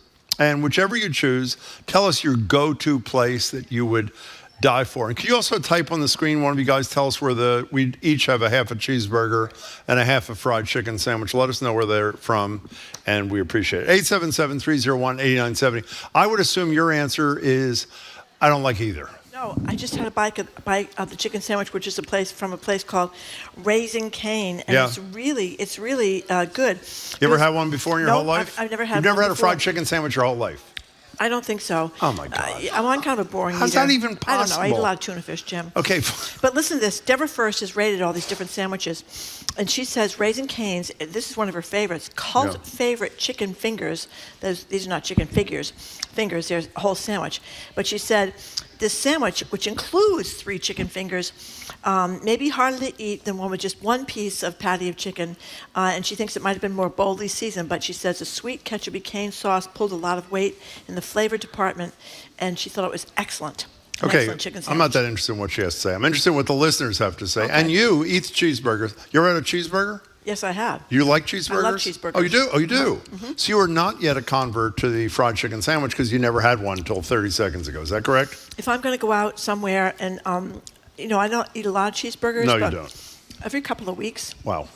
a great cheeseburger. Yeah. This is from Shake Shack, I think. It is from Shake Shack. I had to put salt on them, though. Oh, that's good, Marjorie. 877-301-8970. Are you a burger person, which most Americans are, or have you slowly become a convert to fried chicken sandwiches? I don't know if you heard what Corby said. It's not the fried chicken sandwich like from a fast food joint, which we talked about a minute ago. Some finer restaurants, particularly, as he said, Korean restaurants, the fried chicken, maybe not a sandwich, but fried chicken, is extraordinary. Do you know what I mean? Extraordinary. Thank you. So what do you think? Cheeseburger versus chicken sandwich? If you have a favorite place for the chicken sandwich, let us know. 877-301-8970. Have you tasted yours yet? Oops, it wasn't Deborah First who wrote the review article. We keep saying it wrong. Thank you, Jamie. It was Taryn Pyre. Our apologies, Taryn. Oh my goodness! I apologize too. I thought it was Deborah First. What have I eaten? Have you said? Yep. You eaten the chicken sandwich? No, I haven't eaten anything yet. We'll take a bite of it. Why don't you talk to a listener and I'll start eating. Lauren in Boston, what do you think? Cheeseburger versus chicken sandwich, and why this mania for chicken sandwiches? Very good. Thank you. Shake Shack, they're very good. Hi, Lauren. Hi, Lauren. Hi, guys. Like Marjorie, I've never had a chicken sandwich. No. There you go. See, I'm not that unusual. I haven't. I kind of feel like if I'm going to eat chicken, I don't want that bread, need that bread. But if I'm going to have a burger, I definitely want that bread. Okay. But I won't eat a fast food anything. I would certainly not no meat. I might swing into McDonald's for some French fries once a year or something like that. They do have great French fries, McDonald's. There are two places that have exceptional burgers if you want to go in and sit down. It can't be beat. What are they? One is Five Corners Kitchen in Marblehead. Okay. Okay. Marjorie's writing it down. Can't be beat. And then the other one is 15 Walnut in Wenham. Wenham. Huh. So are you like a connoisseur? Would you drive around looking for good cheeseburgers? I do. What's your deal? Well, I don't eat a lot of red meat, but when I eat red meat, I'm pretty particular about the quality of that. And so, when we travel, we often you're like, oh, let's try the burger. And we never, ever can find something as good as Five Corners or 15 Walnut. Okay, Lauren, I have two questions for you. One, have you ever had fried chicken not between two pieces of bread? Yes. Okay, and number two, what do you think of a hypothetical person who puts mayonnaise on her cheeseburgers? What do you think of that? 100%. Oh my God, that's Marjorie. Thank you very much. By I've been ridiculed all day for you putting mayonnaise on my cheeseburgers. And did you notice what came in this package? Yeah, they got it for you. Mayonnaise, exactly. Mayonnaise Lauren, thanks for your call. Lots of people put mayonnaise on their cheeseburgers. We appreciate it. No, they don't. I also put caramelized onions on my cheeseburgers, and I prefer mine medium rare. Now, you know what I do? When I go get a cheeseburger to make sure I get the finest one they have, I often try to imitate what Inspector Clouseau said when he decided that's what he wanted to eat. Here he is. That's what I say all the time, and you always get an excellent one. Now, here is an anonymous texter. Best chicken sandwich I've ever had. Definitely at the great Magoni's. What is Magoni's, Okay, Marjorie? Magoni's. Jim has ridiculed Magoni's No, for I've years. not. Yes, you have. Magoni's used to be right across the street. Right across the river, the Taunton River from Fall River, and it was a place my family went for a lot of, family events. Yeah, it's really weddings, good too. graduations, really after good. funerals, that kind of stuff. Yeah. But now they are rebuilding it and reopening it with a roof deck. No, they're not. That's right. So the elite will be meeting down there on the roof deck, and Magoni's looking at across the Taunton River to my hometown of Fall River. Now, by the way, how do you feel about a fried chicken sandwich now that you have had a bite of one? I think you it's didn't delicious. say. I think do you it's really delicious. think it's delicious? Yeah, I think it's very good. Okay. I think it's very good. We have a lot of people that are very attached to different places. Lance and Lynn loves Popeyes. Now, Popeyes is closest KFC is still Tops Burgers or chicken. This person likes That's KFC. nice to hear. But Popeyes is the place that started this whole chicken craze. Did they not? I don't care. Yeah, I think that this the Popeyes added what turned out to be a cult favorite fried chicken sandwich in 2019, according to Taryn Pyre. More than 20 American fast food brands, including McDonald's, Taco Bell, and Shake Shack, follow suit over the next 2 years. But Popeyes is still supposed to be one of the leading ones of all, Jim. Because, do you mind if I give the phone number? Or no, give the phone number. 877-301-8970. Because, as you were saying. Because Popeyes has a buttery bun.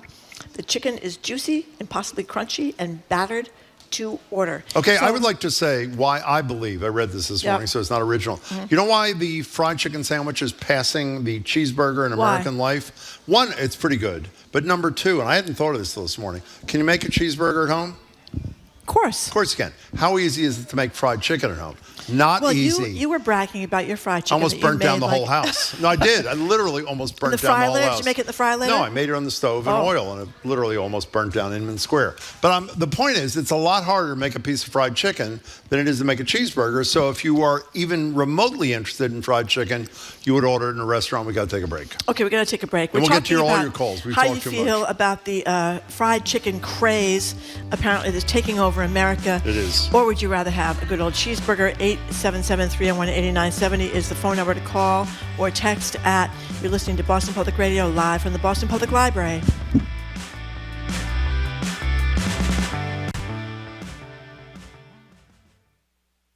If you listen to Boston Public Radio 3 hours a day, that's 15 hours a week, 60 hours a month, and 720 hours a year. Maybe it's time you pitched in.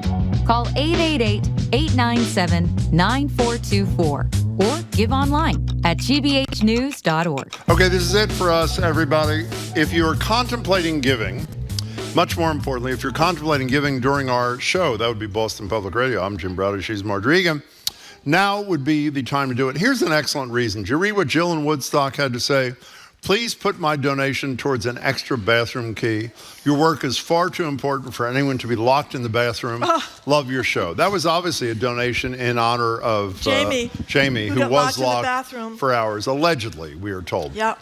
Is that all you have to say? Well, I was going to say that another great story. It's when our former newsman, morning guy, Was locked in the elevator. In the elevator and did the whole morning show from the elevator. That's right. Yeah. Yeah. 877-301-8970. That's the wrong number. That's the number to call if you want to call or text. The number if you want to call and donate is 888-897-9424, gbhnews.org. We only have about 15 minutes left in our show. If you've been hesitating, this is a great time to Response call has in. been great, by the way. And then you'd be inspired by chicken sandwiches and cheeseburgers and go out and get something to eat.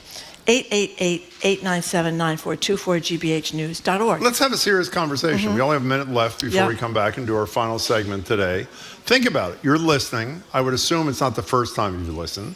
I assume you sort of like at least part of what you get from this show and the other wonderful shows here. And if you do, is it unreasonable to say that you should help support those shows, particularly in these insecure financial times? The answer is no, it's not unreasonable. So please go to 888-897-9424, or gbhnews.org. You got to pay for your Comcast. You got to pay for your You Hulu. do. You got to pay for your Apple Video. do. You got to pay for HBO. You got to pay for all these. This Netflix. is a voluntary payment. This is a voluntary payment because It we is. are free, and we are free We're all free. over the United States of America. And in some places, we're the only radio station you can get because not everybody has broadband, which is Can hard I to say believe, the but most true. important thing about this whole What? pledge drive? We've What? gone through the whole pledge drive, and you've not mentioned once that on our old station, I used to hawk virility pills I know. during the commercials. I want to He thank did. you for that. He did. 888, and if you appreciate the fact that Marjorie didn't say that, Yep. call us at 888-897-9424 or make a pledge. And we really thank you at gbhnews.org.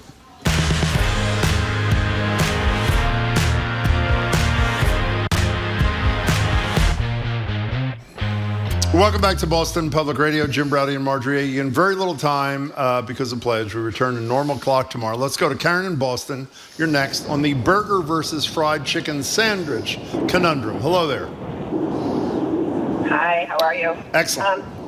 I don't think you can really say a hamburger is better than a chicken sandwich. You can't? But the hamburger I would normally eat at night at the Grill 23 is probably the best I've ever had it from.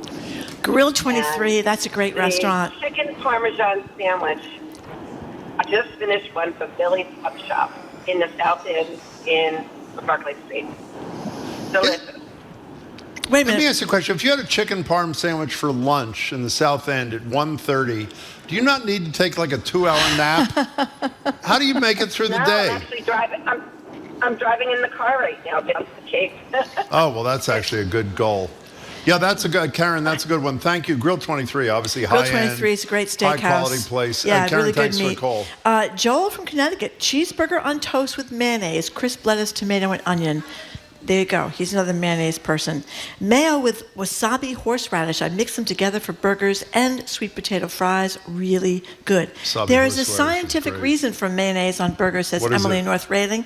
It creates a layer of fat that blocks the juices. Ooh, it just That's the most disappeared. ridiculous thing I ever heard. It just It creates a layer of fat that blocks the what? The email disappeared. Well, it's good it disappeared. Yeah, no, it's not. Let's go to Todd in Attleboro. Todd, cheeseburger or fried chicken? Cheeseburger if it's at my local burger joint. Where's your local burger joint? Attleboro, Texbury's, Coney Island. Ooh, I like That the sounds name good. anyway. And if it's not your local place. joint, how do you feel about the fried chicken sandwich? No. I'm not a big fried chicken sandwich person. Cheeseburger once a week is good for me. Yeah, a lot of iron in a cheeseburger. There is? I found this email that Thank I you, just Todd. lost from Emily in North Oh, Reading. let's hear it. The reason It's the for the mayonnaise mayos, email? Okay, yes, here. it creates a layer of fat that not blocks the juices of the burger from permeating the bun, making the bun wet and soggy. Thank you very much for that, Emily. Can I tell you about the worst thing in the world? Mr. Bartley's. Excuse me. Is that still there? Yeah, it is. Harvard Square? Harvard Square, yeah. A wet roll is maybe the worst thing you can possibly have. That's with a right. cheeseburger. That's Well, he why- said the mayonnaise wets it up. No, it prevents the juices from the cheeseburgers. It's a preventative, Jim. Oops. It will not make the bun wet and soggy Oh, will because it will not. prevent the juices from permeating. Stockyard across the street from GBH, they do They have a good cheeseburgers. cheeseburger, they do, Yeah, yeah. I've been at Damn Fine Burgers. That's one of the texters. And Can we talk about something for a minute? We don't have what? much time left. Sriracha mayonnaise. Sriracha, yeah. Sriracha. Do you find it with spicy? Do you find it odd that you've never had a fried chicken sandwich till 10 minutes ago? No, I mean, how's no. that even possible? Because I don't go out to eat that much. You don't have to go out to eat. Well, I would have to make it in my own house. No, you wouldn't have to go You out. just told me you almost burned down the house. You ever been to Chick-fil-A? No. You ever been to McDonald's? Yes. You ever been to Lily Peas? No. Okay, then, okay, good. See, I don't eat out much. What? You are like eating out every night, so you're an expert at everything. Here's an interesting... Oh, here's a cardiologist Yeah, from this is Marblehead. actually a different perspective. Yeah. Why don't you share this I with just people? left the Brigham after seeing 8 patients. Yeah. I would suggest going for a salmon burger is really heart healthy. You know where they have And great that is a very salmon good burgers? food. Where? At Whole Foods. They do? You just stick them right in Yeah. a little skillet there. You heat them up on both sides for a Yeah, little bit. unfortunately, I don't You know like what you do after you have salmon. them? You throw them out and eat a cheeseburger. No, the salmon burger is actually quite delicious. Do you want to squeeze one more quick one Marshall in Boston, thank you for Hi, calling. Marshall. Hi. Hi, can you hear me? Yes. Yeah. Got a minute. Hello? Yeah, Yes, we're go. here. Okay, so I think we should not forget about the meatloaf sandwich. If you make a meatloaf Yes. from ketchup, Yeah. Great. it makes a great sandwich. And it also, Marjorie, if you don't put mayonnaise on it, you're missing the whole point. Exactly. The other thing is, Exactly. Please. The other thing is fried. Is chicken sandwiches were a staple for my families when they came up from Kentucky to Detroit to visit us. They always made chicken sandwiches for the road trip. That's fabulous. That is a Marshall, heartwarming story. Thank you for the call. Another mayonnaise person that's on my side. A lot of people like mayonnaise. Can I say Okay, one last thing? We're done. No, that wasn't my thing. Now Oh. I forgot what it was. Oh, meatloaf sandwich. In Yeah. Inman Square, all-star sandwich. Best meatloaf sandwich with blistering hot sauce if you want it on top. What's it called? It's called All-Star Sandwich. All-Star Sandwich. Okay, thank you very We're much, done, Jim. Marjorie. Okay, thank you all for listening to another edition of Boston Public Radio. Thanks to everybody that came down to the Boston Public Library. Keep up with us 24/7 by way of our podcast or check out our TikTok page at Boston Public Radio. Tomorrow we're going to talk with, pledge is done, so there'll be no pledge tomorrow. We're going to talk with Chuck Todd, political analyst, former Massachusetts Secretary of Public Safety, Andrea Cabral, Harvard's Dr. Sarah Fortune is going to talk about the cuts, the toll the cuts are taking. Actually, Andrea is going to postpone because Congresswoman Presley announced that she's available tomorrow. Congresswoman Presley, So okay. Andrea is kind enough to move. We'll Okay. see her soon, but Congresswoman Presley tomorrow. And John Gruber from MIT is going to talk to us about the economy. We're all nervous about that. Our crew, Zoe Matthews, Aidan Conley, Nicole Garcia, Hannah Loss, our engineer, John LeClaw Parker, our executive producer, Jane Bologna. Special thanks to our BPL staff, Maddie Geyer, Angelica Marrero, Juan Jose Cadena, our host of the Newsfeed Cafe, and across the street at the Lennox Hotel, the Culture Show with Jared Bowen is right after us on 89.7 GBH. We want to thank again everybody who donated to keep people are really this station generous. afloat. We really appreciate your generosity because it's a very, very tough time for public broadcasting, and we hope you are happy supporting it. But the pledge is not over at 2. Our show is over at 2. It's still That's right. running through the rest That of is the right. day. You have another 4 or 5 hours to make contribution. We really hope, if you haven't, you think about it seriously and give what you can, because it really matters to everybody here. I'm Jim Browdy. I'm Marjorie Egan. Thanks again for Thank tuning you so in. much, Hope you can tune in everybody. tomorrow, and have a great day. This is the GBH Spring Membership Drive, and it ends today. Please help pay for your future GBH listening by making your individual contribution now. You can become a sustaining member or make a one-time gift at gbhnews.org or by calling 888-897-9424. I'm Melissa Jones, and I am joined by my great friend and phenomenal colleague, Jack Callahan. And we have a goal now, the last 16 contributions for this hour. Let me tell you, this is the last goal that we'll be saying in BPR until the fall, because we will not be coming back for on-air fundraising until then, because we're going to raise the dollars needed before 7 o'clock tonight. 16 calls will get us on track to do that. Won't you be one of them right now to support your listening of BPR? You do that by calling 888-897-9424. Let me say that again, 888-897-9424, online at gbhnews.org. It's information with a dose of humor. That's why you listen to Boston Public Radio. Whether Jim and Marjorie keep you company on your lunch break or while you're running your errands or whatever it is that you get yourself into, they're talking about the issues that matter to you. You can support those local conversations like this when you give right now. gbhnews.org or 888-897-9424. And a quick reminder here about the special last day offer. It's 2 items, actually. Excuse me, those allergies. It's the GBH earbuds and the GBH dry bag for $12.50 a month for your support of GBH and all that it offers, especially Jim and Marjorie, or a one-time gift of $150. Now, that's available until 7 o'clock tonight, but this is your last chance to take advantage of the offer while showing your support for Jim and Marjorie. 888-897-9424 or online at gbhnews.org.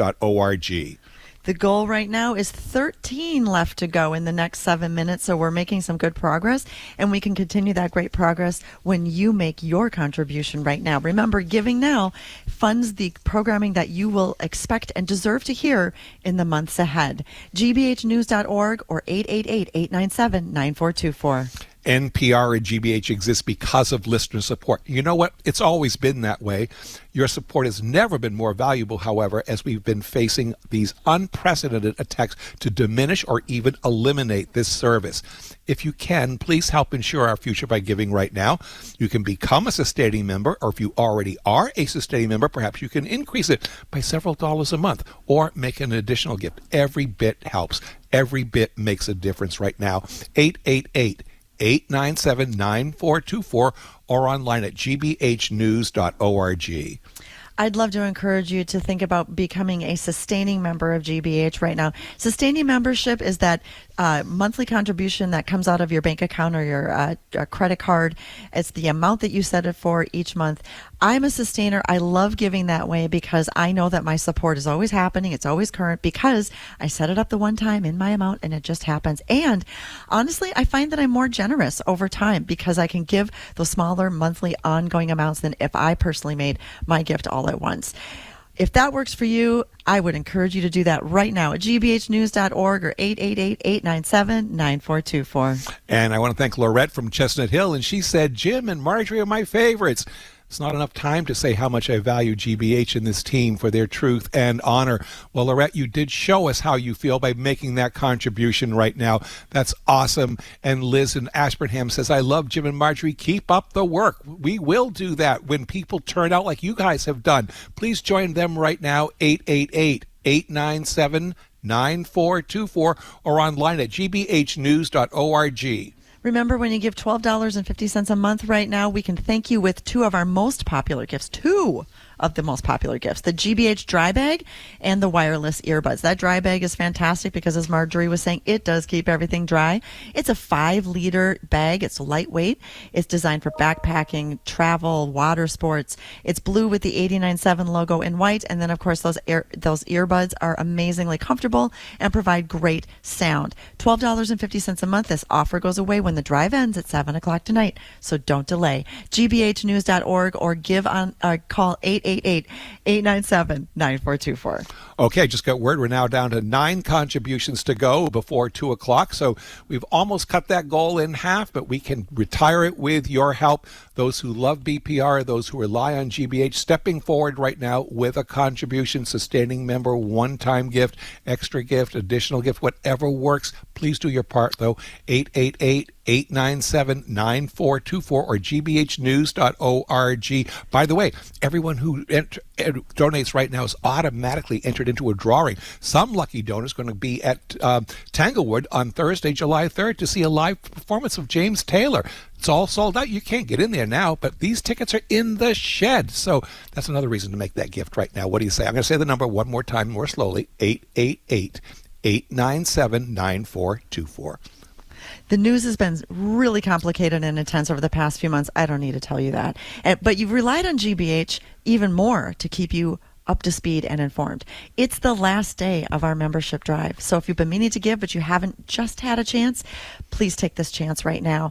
Give us a call at 888-897-9424 or make your gift online at gbhnews.org. And I want to remind you, too, this is the only day that you can take advantage of this special offer. It's 2 items for $12.50 a month as a sustainer. It is the GBH dry bag. You put your valuables in there, and it seals right up. No water's getting in there. It's got a cool handle. It's very practical if you're out on the water with it. And it's also very stylish. You can walk right down Newbury Street with that thing and feel proud. And it does come with the GBH earbuds. Battery life is more than 5 hours, and the sound just gets better and better with each new version that we can offer. $12.50 a month, one-time gift of $150. 888-897-9424 or gbhnews.org. We're down to just 4 to go to wrap up this hour. So if you haven't given yet, please take that opportunity. You're a sustainer. Would you like to add a couple of dollars to that monthly gift? That's a great time to do this right now. Help us reach this final goal of BPR for this drive by participating with your contribution in the amount that is right for you right now. gbhnews.org or 888-897-9424. And David from Gloucester says he's been a daily listener for 10 years ago when he stumbled across Jim and Marjorie's show. They were the only commercial media outlet he could find that consistently bring attention to the unfolding climate. Please join them right now. We're so close to that goal. Oh, we just got word. We got word. We made that goal. So every gift right now just gets us closer to hitting the overall goal tonight at 7 o'clock. You guys are awesome. 888-897-9424. And remember, if you give now before 7 o'clock, we're at $12.50 a month. We can thank you with that fabulous dry bag and the earbuds. 888-897-9424 or gbhnews.org. And thank you.